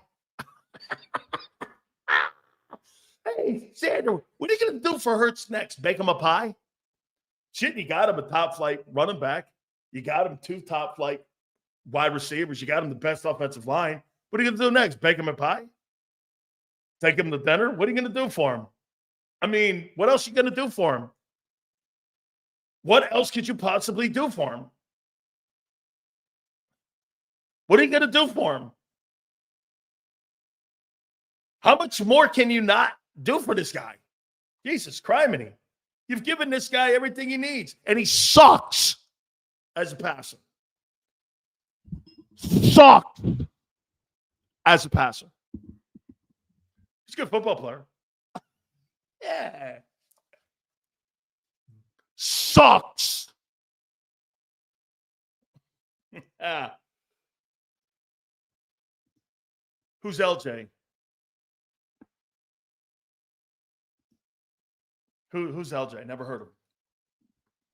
Let's see here. Yeah. Look at all these guys on the internet, man, over on my X account going, "He's been talking bad about my game." Boy, I thought Philadelphia used to have some balls, man. Brass ones. Guy sucks, you kill him. Now, oh my God, you're being, oh my God, boy, you're being mean. I mean, seriously, what are you, San Francisco or Los Angeles now? Is that what you do? I thought you killed dudes for not, like, playing well. Now it's like, what are you, fucking T.O.? So it's pretty alarming that you only hear, that's a great catch. I never heard one. That's a great pass. Yeah. Bumpa. Pumpa. Yes, sir. Hey, by the way, prediction coming to fruition. So here, let me see what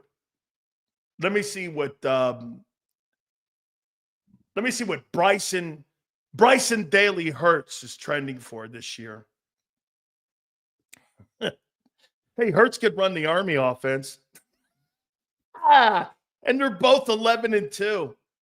Shit. Captain America. Jalen, Bryson, Hurts, Daly. There you go. Let's see. Hey, let's see here. Let's see what Jalen's trending to. Okay. 3,900 yards. Wait a minute. No. Excuse me. 3,300 yards, 20 touchdowns. 3,300 yards. He's going backwards. He's going backwards. 30 in today's NFL. Holy shit. Tyrod Taylor. Oh.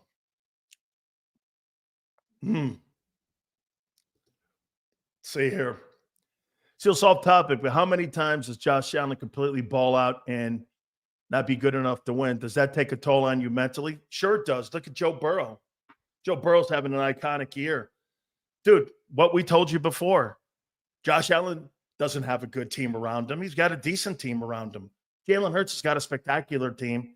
And get this, they're winning because of the quarterback, or in light of the quarterback, not because of the quarterback. The quarterback is a non-factor in winning. Hey, this is what you tell them to do. Get out of the way and don't turn the ball over. Even though the offensive passing game is you are now officially 29, 30, 31, 32. You're the fourth worst passing offense in football. Fourth worst. Damn. Shit. I'm going to do my game balls. By the way, I want to talk more about what Sirianni said after the game. So we'll do that as well. Don't forget our great friends, Monday Night Football tonight. And I believe it's Bengals and Cowboys tonight. Our great friends at BetUS. Make sure you check them out tonight. And you go on the website, folks. We have teamed up with our great friends at BetUS here at JAKIB. And we call it the YouTube 150. And your sign-up bonus is up to $2K.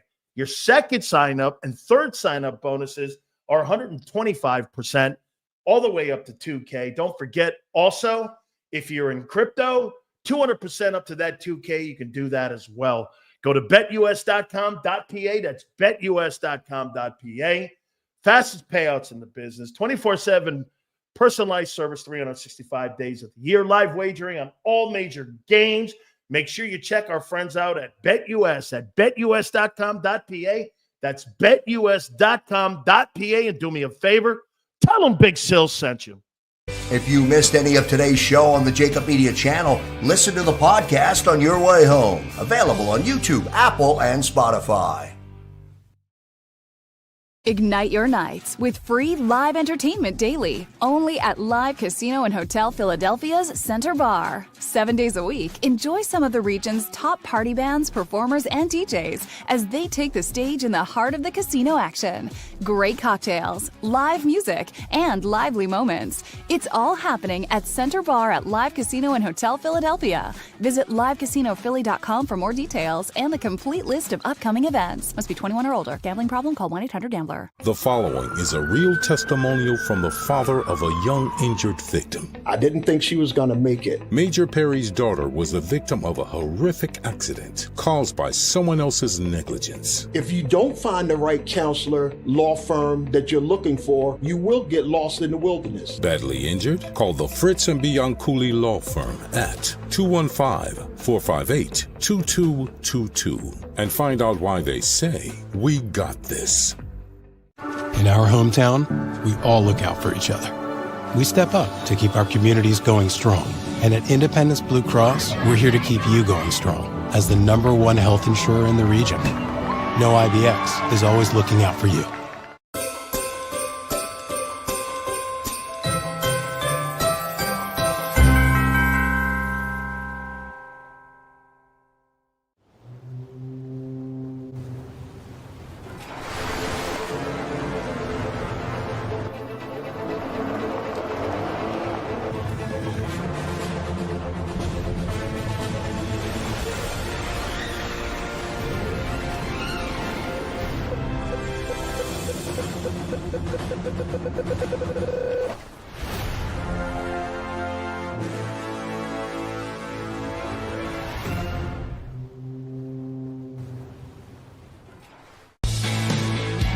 We noticed that there was mold creeping into our basement about a year and a half ago, and wanted to make sure that we were getting rid of the problem permanently. We actually reached out to several different contractors to get it resolved, and actually 2 of them recommended DryTech to us as a long-term solution. Other than the noise factor, we wouldn't even know that there was work being done on the basement level. It's really been a clean process for us.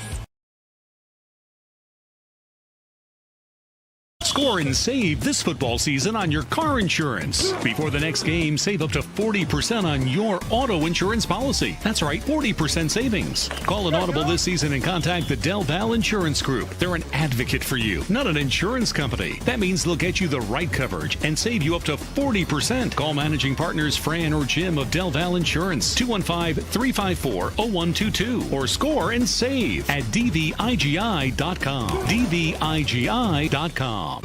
EAGLES, Eagles.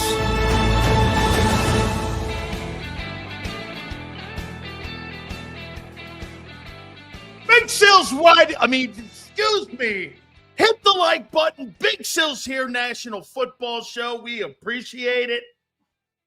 I'll never be wrong about Jalen, Tyrod, Taylor, Bryson, Hurts.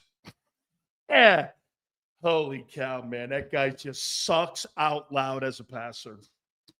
He does. You win in spite of that guy. Holy shit. Hey, I want to give some love here. I've showed you this before, but congratulations to Dick Allen on making the Baseball Hall of Fame. Wampum. One of my absolutely favorite people of all time. God rest his soul. Dick Allen makes it into the Baseball Hall of Fame. What a fucking great player. And by the way, Dave Parker, also congratulations on getting into the Hall of Fame. But I love Dick Allen. And I met him through Terry Francona years ago when Terry Francona was the manager. Get this. When he was the manager of the Phillies, to me, you deserve another fucking 10 hours. Another 10 hours of banging on that dude for blowing.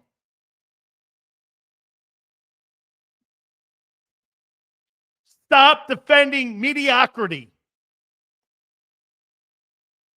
He's mediocre. But He's 11-2.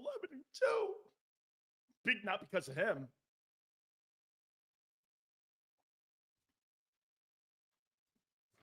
Not because of him. By the way, my God, you're banging on the guy because the guy makes $51 million. You overpaid him. You paid him too soon. I told you from day one. He'll never be what you want him to be. And he'll never actually let that talent on that football team ever really fulfill its greatness. They'll never live up to expectations. How about this? Let me ask you something here. Let's do this. Do you think the Philadelphia Eagles as a unit have under or overachieved in the last 3 years? Have they over or underachieved? Yes or no? Over or underachieved?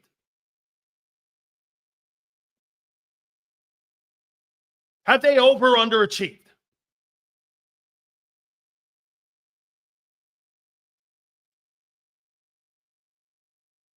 Look at Q. Look at I'm aware. I'm aware says they have overachieved. This isn't a bell curve question. It's either yes or no. The NFL is not graded on a bell curve. Matt, Switzerland, at least he abstains.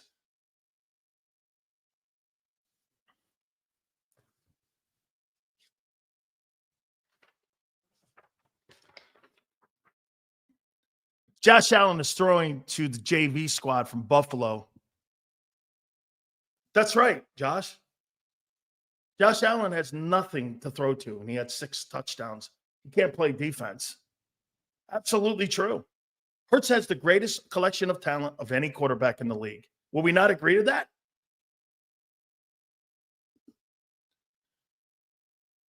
Why do you get to say what some never will be? It's called having an opinion. See, when you do something, Anthony, like I've done for 35 years, you either have an opinion or you don't. You can't talk like the people at WIP and fucking stay in the middle. Staying in the middle sucks. It's like having one foot, Anthony, on the shore and saying you're all in. You got to row out to sea, dude, with no oars. Okay? You got to row out to sea with no oars when you have an opinion. And sometimes it's wrong. But you know what? You have to own it. I do. I've owned every fucking thing I've ever said in my broadcasting career. Everything. That's why people don't like it. Every single thing I've ever said, I did that, good and bad. Every single thing.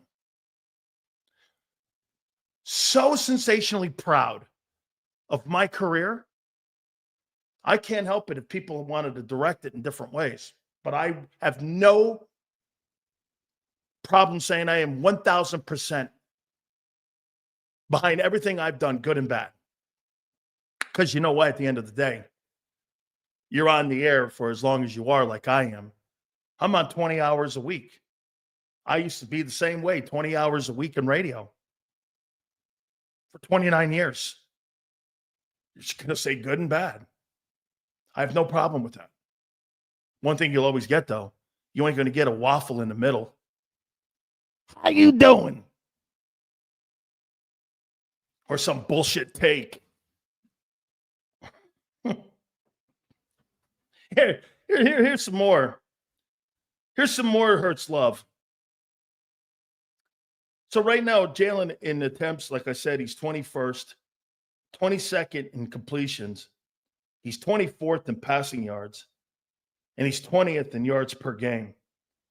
And he's 6th in taking sacks, and he's been sacked 71 times to this point from a year ago. 71. How do you, hey, Yale. Yale. How do you feel about Hurts being sacked 71 times from the start of last year to right now? What do you make of that?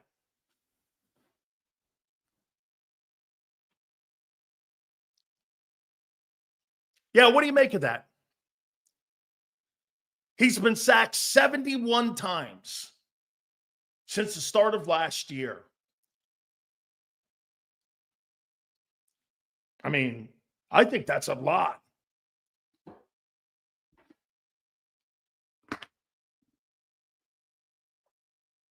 Hey, get this. Burrow sacked more. Burrow doesn't have the best O-line in football. That's why. And he still throws for 4,700 yards. There is where we have the issue. Once again, Burrow's been sacked more? No shit. His O-line is ranked 27th. No shit. And by the way, that's another great point that Xander just made. And he's dropping back 37 times a game. Hurts is dropping back 17 times a game. The law averages would just be on that side. Worse offensive line talent. And he throws the ball twice as many times.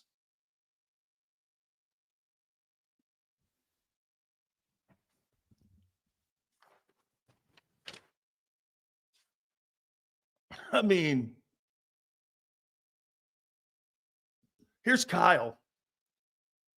Sills, Jalen Hurts is averaging 2 sacks a game since the start of last year.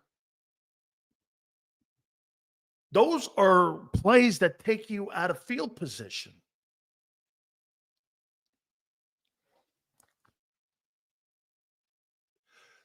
Too easy.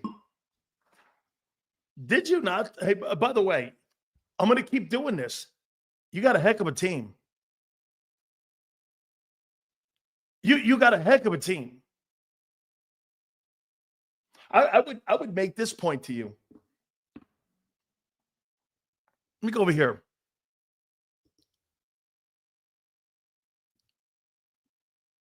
By the way, guys, we're about 25 away from 300 when it comes to likes. If you could please hit that, I'd really appreciate it. Thank you, guys. Here. Saquon Barkley, A. Devontae, A. Jalen Hurts, A. Jahan Dotson, D. Cal Katera, C. Here we go. Now, this is going to be even better here. Mulata, A. Dickerson, A. Jurgens, A. Becton, A. Lane, A. Your entire offensive line is A's. And out of the 11 starters, 8 of them would get an A grade from me for being the best players at their position in the league. Okay? And here's the quarterback. C.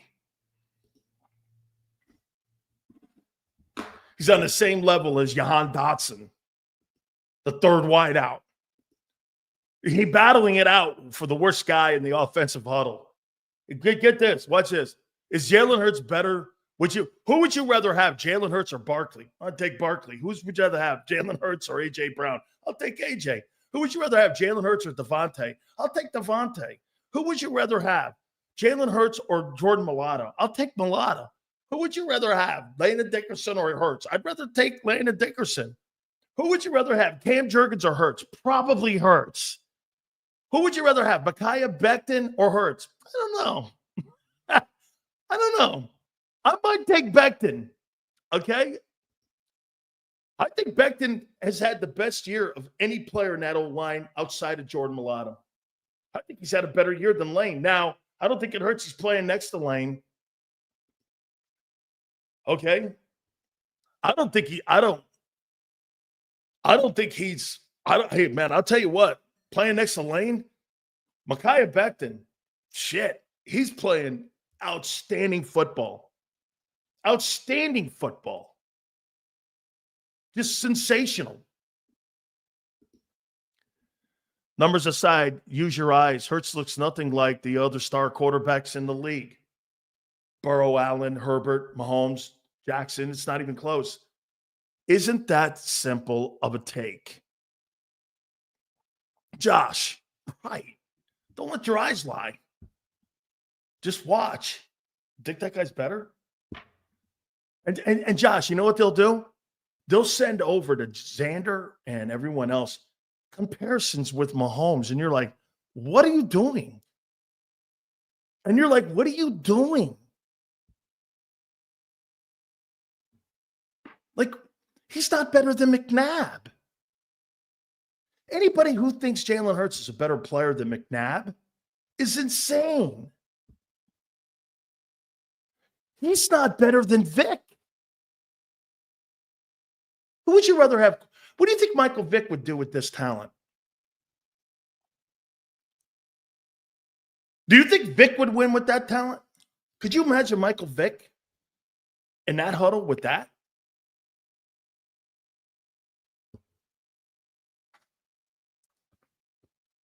Michael Vick. Hey, Michael Vick in that huddle with that talent might be illegal.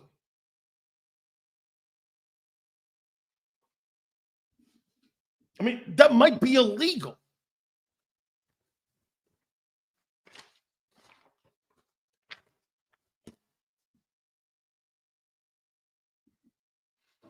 And he was the best with Andy. He was.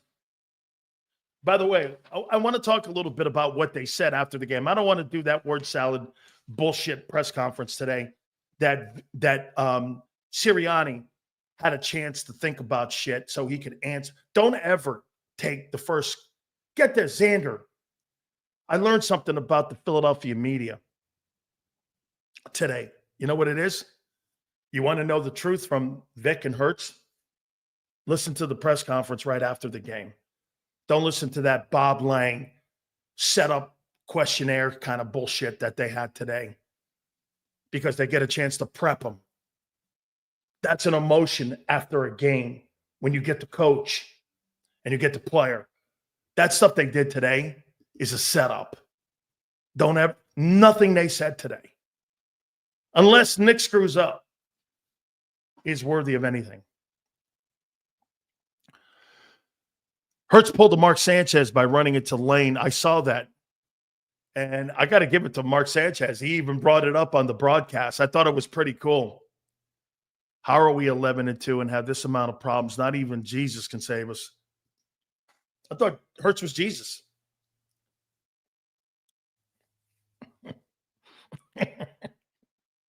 Oh, man. Hey, really, get this. I saw somebody bring this in here. Give me a 47-year-old Tom Brady right now. Just give me a 47-year-old Tom Brady. I'll take him. How about I'll take Bubby Brister.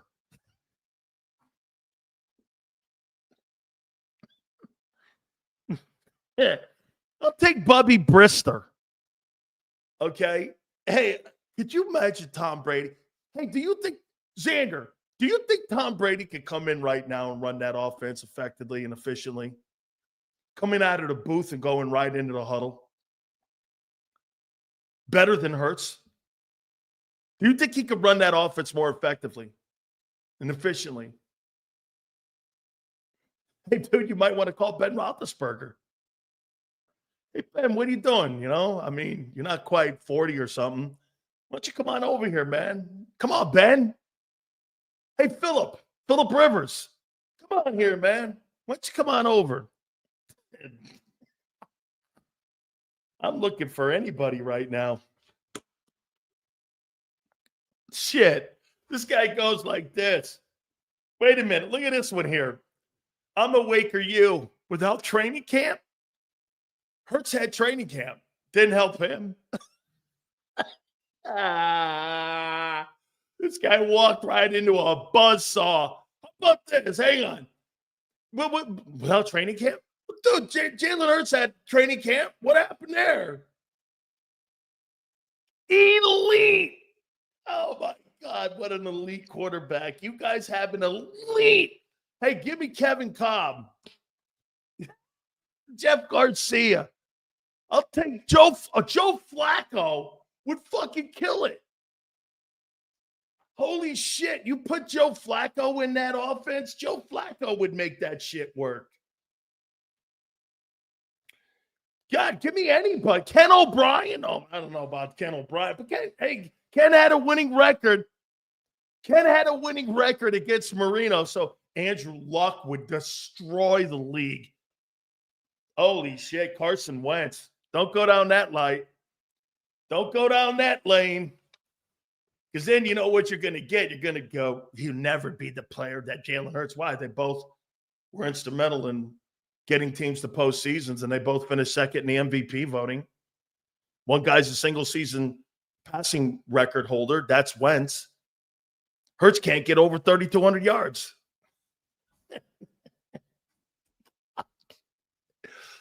Bryson Daly. The new quarterback for the Eagles is, I hope they draft Bryson Daly. He could run this offense. Bryson Daly. What were his stats this year? God, I hope they're remarkably close to Hurts's. Bryson Daly. He's 11-2 also. Bryson Daly. Come on now. I pray to God that Bryson Daly Hurts. Stats. Here we go. Here's his stats. Here's Bryson Daly. Look at this guy, man. What a Captain America. Holy shit. I love me some Bryson Daly. Look at this, man. Passing 913 yards and 7 touchdown passes. Sounds proud, right? Hey, by the way, he's 62% completion percentage. A little bit off for Hurts. 1,480 and 29 touchdowns rushing. Bryson Daly Hurts. Yeah. Seals says SMU deserve a spot over the Tide. Absolutely not. Who the fuck have they played? You kidding me? Notre Dame doesn't deserve a spot. Notre Dame hasn't played one ranked team this year. That's on their schedule. Not one ranked team. And they got beat by Northern Illinois. That stupid loss to Oklahoma and getting boat raced by Oklahoma and Norman, it was probably the one, not the Vandy game. The Oklahoma loss was the worst loss for them. But, dude, I'd rather lose to OU at Norman than to lose to Northern Illinois at home. And you were a 28-point favorite. How are you in the tournament? Who the fuck have you played? Upgrade Tanner McKee. No way. No way. No interest in that. You don't have the quarterback on your team. Okay? Who's a bigger stiff, Ryan Leaf or Hurts? Ryan Leaf is a bigger stiff. Okay? Truth, justice, and the Big Sills way. Remember, got to keep it fair here. Dan, do you think the Steelers will load the box and make Hurts beat them with his arm? Yeah, that's what I would do. And you know what I now know? Shit, dude, you had 200 yards rushing. That's not going to be enough to beat Pittsburgh. Hurts is going to have to make some plays to beat Pittsburgh. And by the way, Highsmith is playing. So you get a whole boatload of Highsmith and you get TJ Watt and Mike Tomlin. We'll see what happens here. I've never seen a quarterback win 50 games in 4 years and get this disrespected. It's because he didn't win 50 games. The team did. 50 wins. Are you kidding me? He's the worst 50-win quarterback I've ever seen. Got to be kidding me. The two most disrespected guys in your huddle and in your organization are Sirianni and Jalen. Do you think that's by coincidence?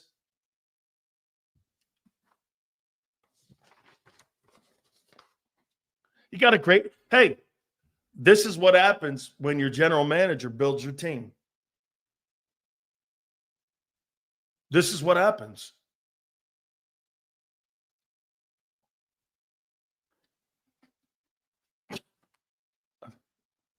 Here, Anthony, you want complete disrespect? I'll show you. I'll show you complete disrespect. Who's had a better year, Allen or Hurts? Josh Allen. Who's had a better year, Tua or Hurts? Tua. Who's had a better year, Aaron Rodgers or Jalen? Jalen. Who's had a better year? Drake May or Jalen Hurts? Let's take a look at Drake May. I don't even know what he's doing. 2,300 passing yards, 14 touchdowns. It's a rookie. So Jalen. Here, let me get you some more disrespect. Steelers, Russell Wilson has had a better year than Hurts. Lamar by far. Burrow by far. Jameis Winston, Hurts. I don't know. Probably Hurts, I guess. Probably Hurts. Houston, I'll take Stroud in his season. Colts, I don't even know what they're doing there, so I'll take Hurts. Jags, I'll take Hurts over Trevor Lawrence. Tennessee also. Mahomes, we're not talking. Herbert, never. Bo Nix. Let's see what Bo Nix has done this year. Would I take Jalen Hurts over Bo Nix? That's a no. 3,800 passing yards, 23 touchdowns, 65 completion percentage. I'll take Bo Nix. Seal says, Jalen have to throw to win a Super Bowl. Yes. Not 35 times, though. Does he have to? Bo Nix has had a better year. That's what we should probably do. Bo Nix has had a better year. Raiders, he's better than anything there, I'm sure. Commanders, let's take a look at how Jaden Daniels is playing. Who's had a better year? Jaden Daniels or Jalen Hurts? Let's see here.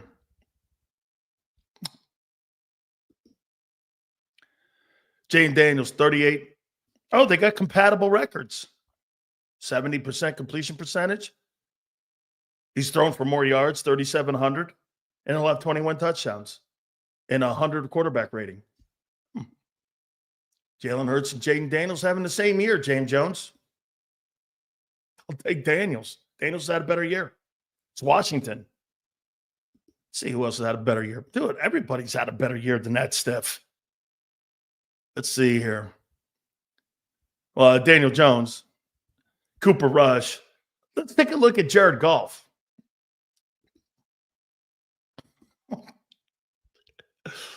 Jared Goff's going to throw for 4,400 yards, 35 touchdowns, and 110 quarterback rating, and 73% completion percentage.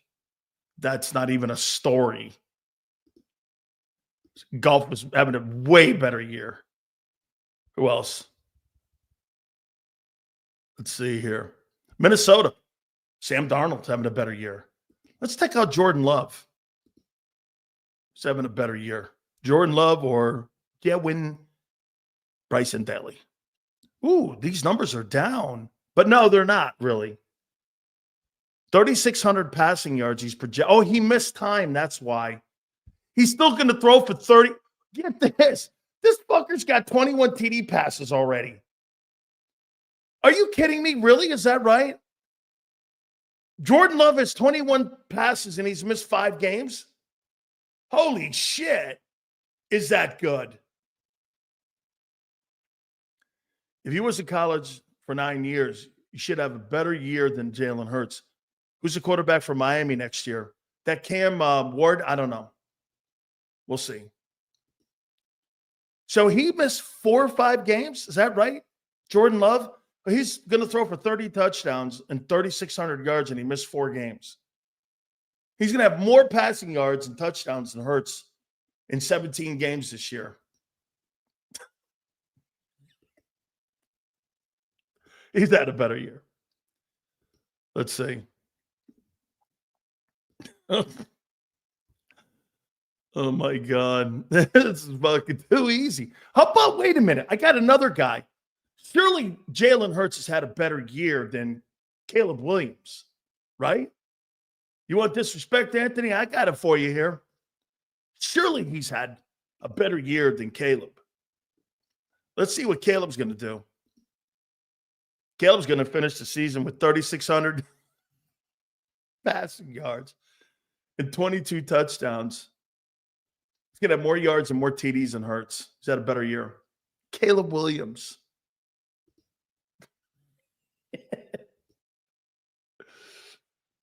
Let's see here. Caleb Williams.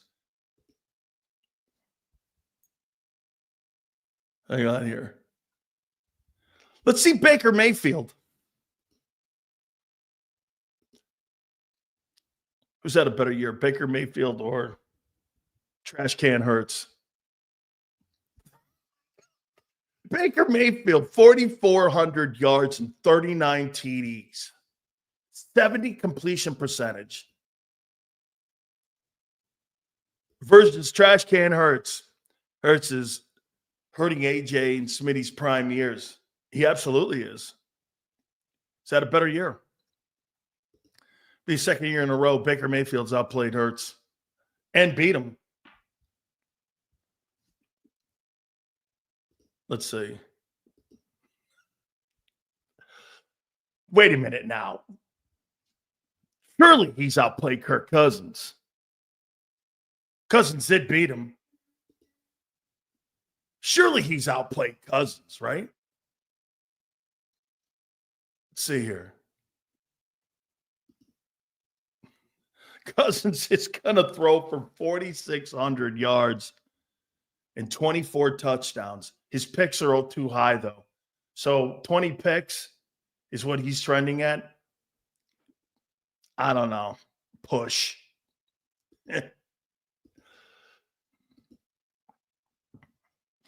Jesus Christ. This guy's hasn't outplayed anybody. Let's see. Derek Carr. He surely outplayed Derek Carr, right? Right? Remember something. These guys don't have good teams. They're just good players. Hurts has the best team in the league, roster-wise, that you've been telling me all year.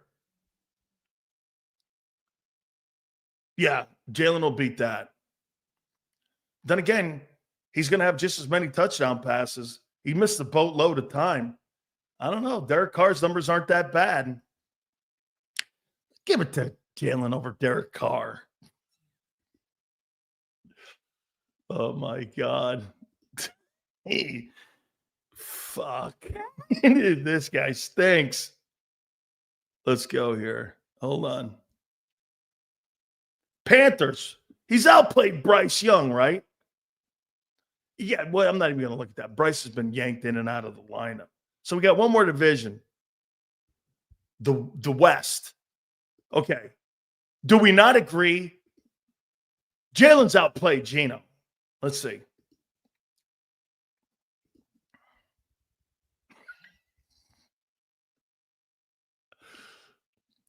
Geno's going to throw for 4,600 yards and 70% completion percentage.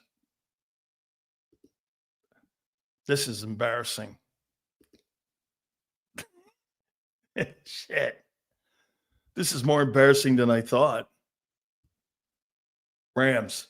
He's outplayed Stafford, right? Had a better year than Stafford. 4,400, 25 touchdowns, 9 picks. Jesus Christ. I think I need to stop. Fuck. 90% of the leagues outplayed him. How about Kyler Murray? How about Kyler Murray? Surely he's outplayed Kyler Murray. Right?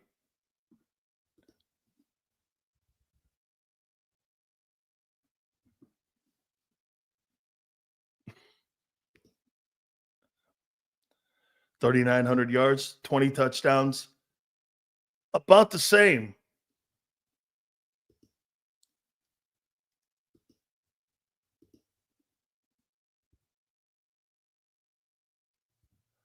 And Purdy. Let's do Purdy.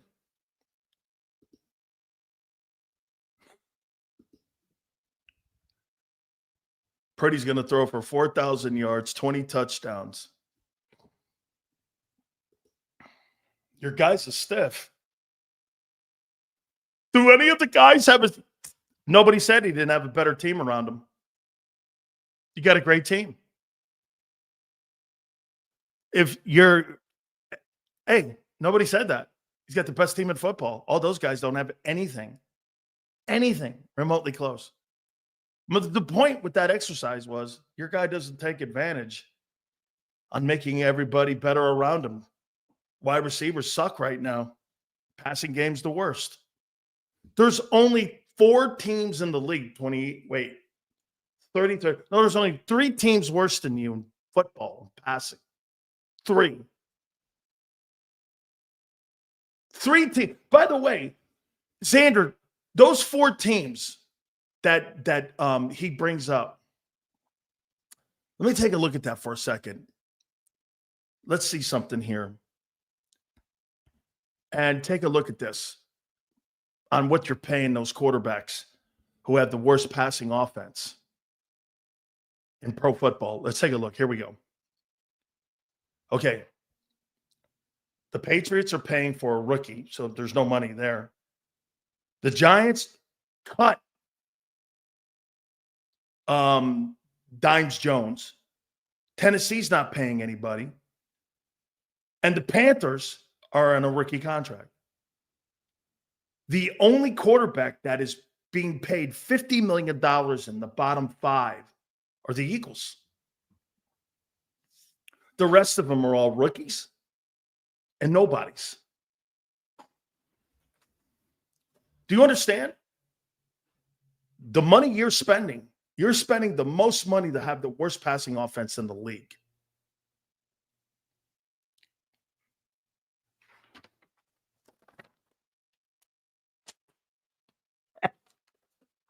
Congratulations to you. You win the party. Hey, you win the party prize.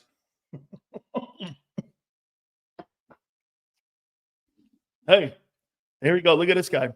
11-2. That's the shame of it. You got a good team. Quarterback sucks. That's the shame of it. Thought the object was to win, not passing numbers. Yeah, it is. What have you won? Nothing.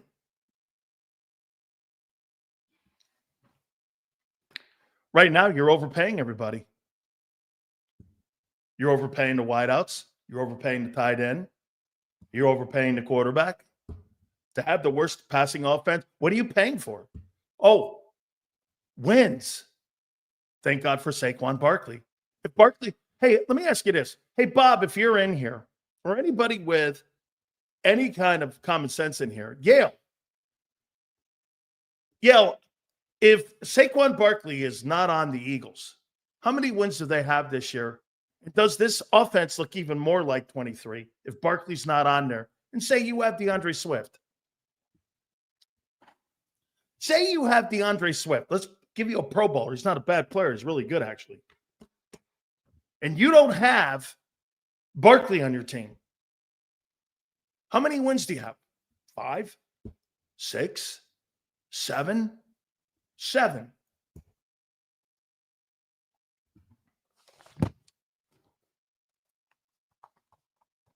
Nine. Fuck that.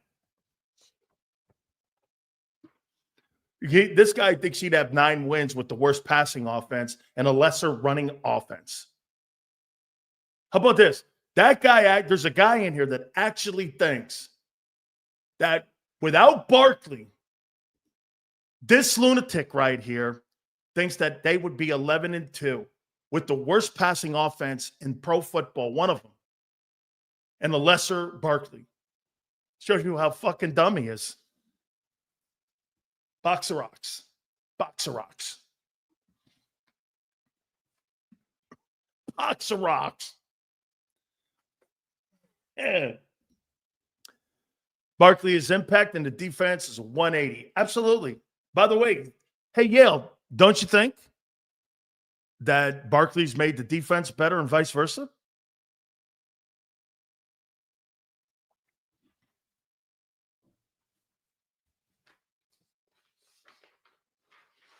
How you doing?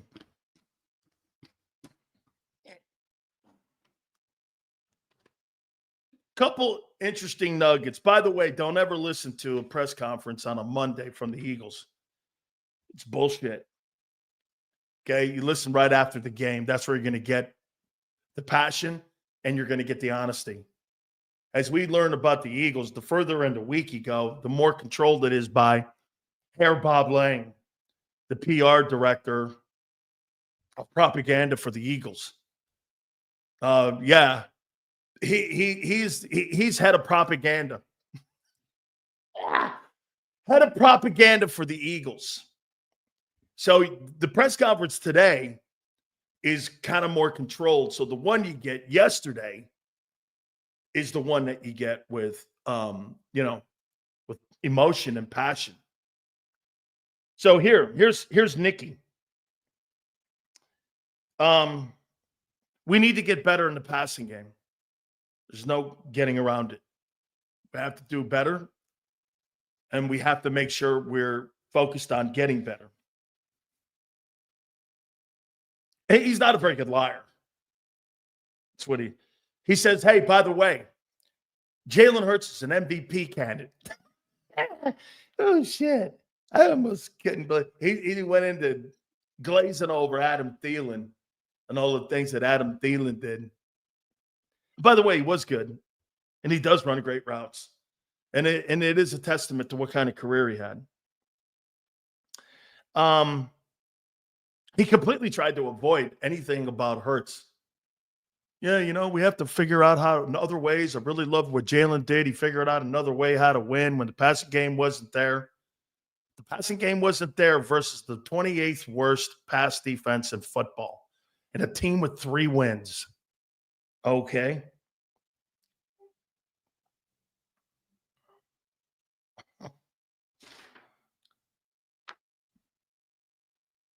Here's Jalen yesterday. We found a way to win. I play my role. And I'm told what to do.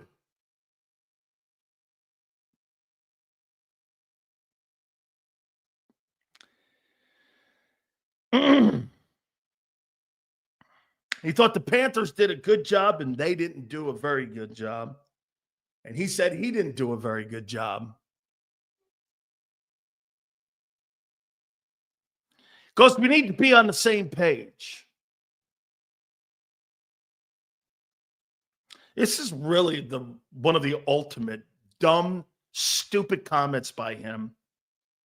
He let the clock run out because he was having trouble picking and setting the protection. That's why he took the sack. Instead of throwing it out of bounds, he took the minus yardage to take him out of field goal position. So he took the sack. Okay. You have to run that one through the meat grinder again. Yes, win games without Saquon. We did it last year with a terrible roster. And you fell apart and were destroyed in the playoffs. Congratulations to you. Get this.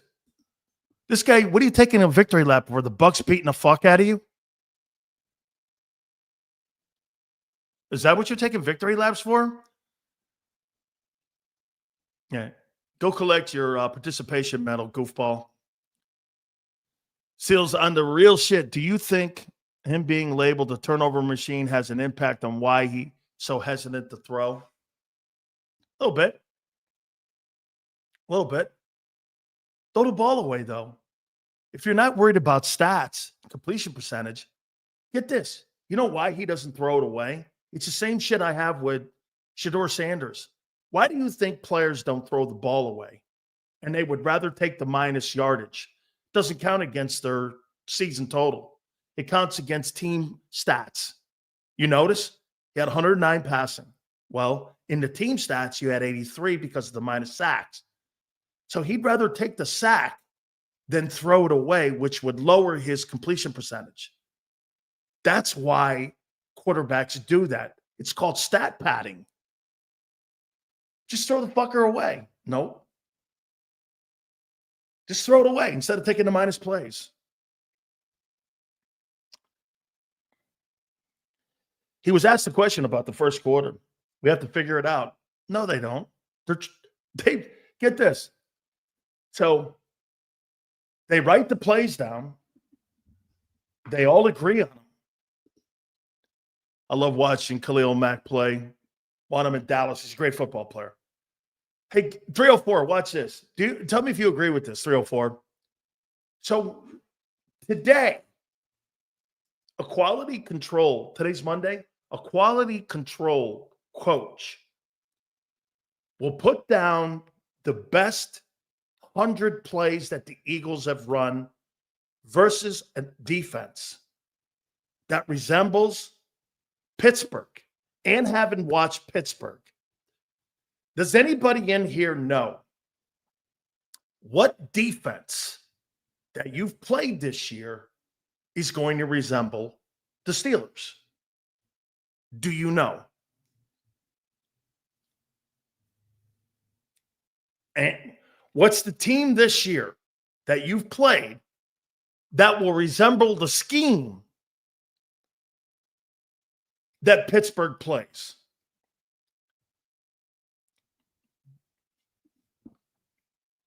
DB and 304 are correct. Tampa. Has Jalen struggled with that Tampa too? Have they struggled with that Tampa too? Hey, Yale. Yale says that the Steelers aren't very good defensively.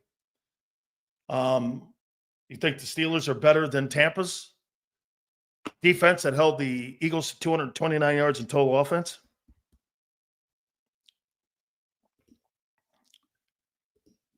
Do you? I do. And by the way, for the record, Yale just said they're not very good. They're 6th overall in total defense. Pittsburgh's not very good. They're 6th overall. And the Steelers are 4th in rush defense. They're not very good. And the Steelers are 6th, I believe, in scoring defense. That's not very good. Well, you and I will disagree on that one. So this is what they do today. Okay? So they're going to come up with all those plays. Jalen's going to show back up to work. They're going to get a game plan. And then they're going to sit down with Jalen Hurts this week against Pittsburgh. Can't hold the ball. TJ Watt will eat him alive. Here, this is what they'll do. Jalen, do you like this play? Yes. Jalen, do you like this sling play? Jalen, do you like this pass here? Do you like this pass here? Do you like this pass here? And then what they'll do is they'll come up with the first 15 to 25 plays. They'll go out all week long and practice them. Then they'll also practice situationally, and they'll come up with a play sheet. That's what they'll do. They'll spend the entire week on that play sheet. How come Jalen Hurts struggles with the first quarter? Because he can't execute plays off script. Or on script, I should say. If it's laid out and it's scripted, he can't do it. He can't execute them. He's better at living. Like Lamar in a way. Lamar's getting better, though. It's a checklist of plays. And all year long, that has failed. It's an indictment on the coaching staff. It's an indictment on him. The one thing that they do on a weekly basis to try to get the passing game going, they failed all year. And it's a direct result of where you are in all the trends. Poor yardage numbers, low targets, completions, attempts, all of that off the charts down. How in the world are you improving something where you don't? Xander said this, well, you got a lot of rust. Well, how are you going to improve when you don't do it?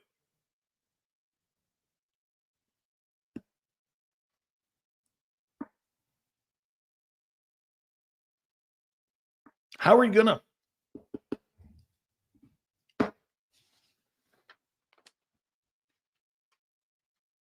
Here. Look at what shitty Carolina did to you.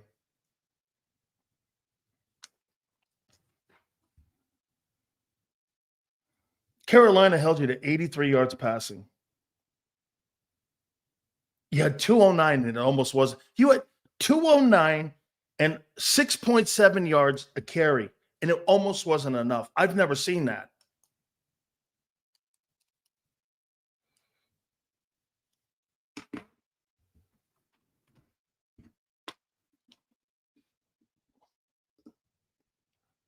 Slowest quarterback in the NFL throwing the ball, averaging 3.4 seconds to throw, is horrible. Is that Jalen Hurts? No, it's probably a number Y. He's 6th in sacks. Tampa 43, Pittsburgh 34, not the same. Not true. They run a variation of that 34 cover 2, and they run cover 2 in their secondary. It's a Tampa 2 pass defense. They run the cover 2. Dude, they run the cover 2. Mike Tomlin has always run a cover 2. He learned it from Monty Kiffin and from Tony Dungy.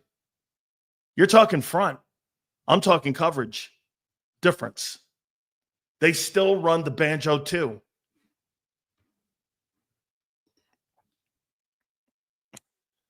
Seals, where does Hurts rank in yards per pass attempt?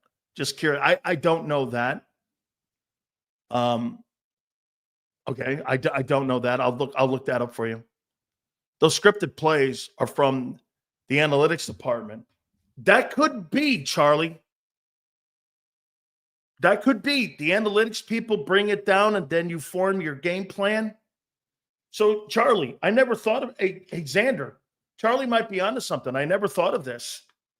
Do you think that that's the owner and Julian Laurie influencing the game plan? And that's really the first 25 are from the owner's booth? Charlie, is that what you're saying?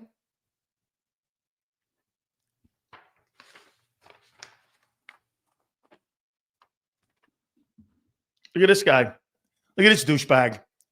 So let me get this straight. You're criticizing a guy who has to adjust to a new coordinator every year. Right.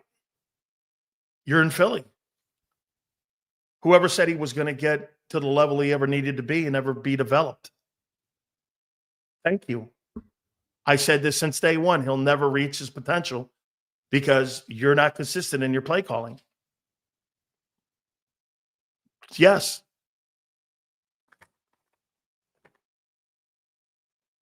What's your point? He'll always have a new coordinator.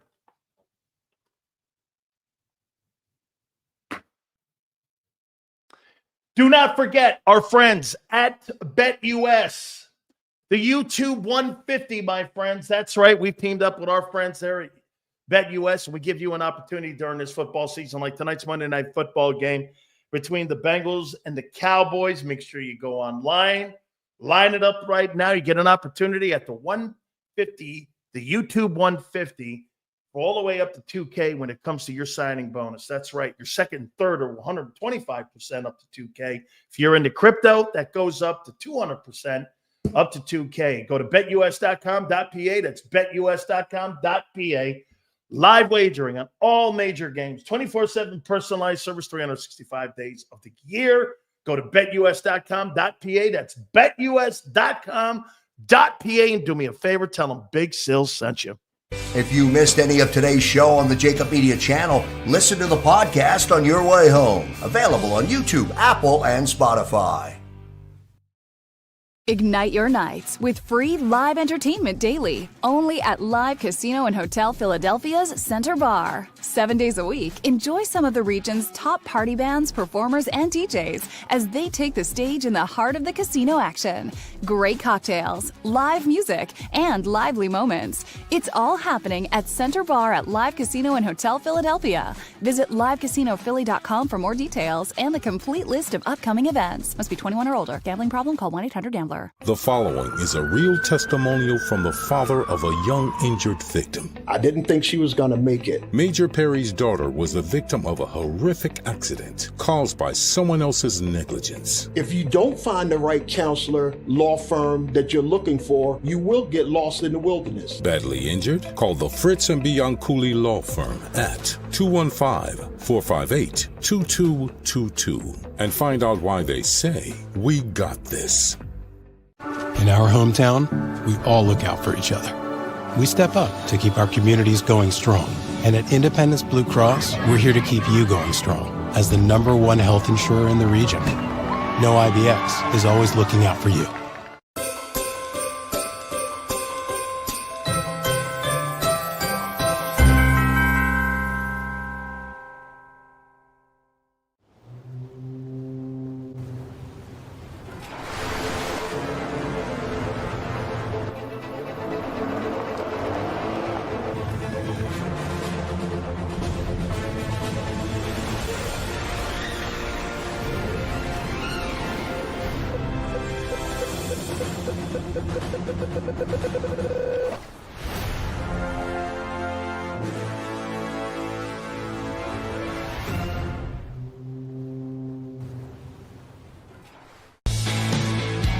We noticed that there was mold creeping into our basement about a year and a half ago, and wanted to make sure that we were getting rid of the problem permanently.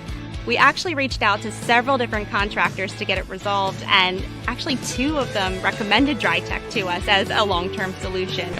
Other than the noise factor, we wouldn't even know that there was work being done on the basement level. It's really been a clean process for us. Score and save this football season on your car insurance. Before the next game, save up to 40% on your auto insurance policy. That's right, 40% savings. Call an audible this season and contact the Del Val Insurance Group. They're an advocate for you, not an insurance company. That means they'll get you the right coverage and save you up to 40%. Call managing partners Fran or Jim of Del Val Insurance, 215-354-0122, or score and save at dvigi.com. dvigi.com. EAGLES, Eagles.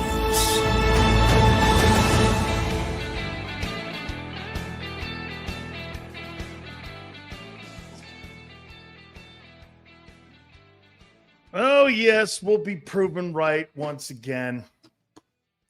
Who you got tonight? Cowboys or Bengals tonight? It's in Big D, and you know Dallas. They win. I think they get to 6-7 on the season and get closer to being a 500 team. Who do you got tonight? I'm going to go Bengals and Joey B tonight. I don't know what the Bengals are tonight. I don't know what the Bengals are. I got Cincinnati. I got Burrow going for 390 yards and 4 touchdowns. And I'm going to say 34-20 Cincinnati. I'm going 34-20 Cincinnati tonight. Okay? Yeah. Hey, and Jack, you want to see a real quarterback? Just tune it on tonight so you can watch Joe Burrow play. That's kind of how a guy does it in the pocket. Hey, all good? Thank you with all of my heart for coming aboard here today. It's been a privilege and a pleasure today. My God, it's been absolutely fantastic. Thank you so much. Big Z, Big Joe, thank you very much. 2 to 6 tomorrow. Angelo Cataldi will be with us tomorrow for your viewing pleasure. Got the Bengals tonight over the Cowboys, and we'll see you on the flip side.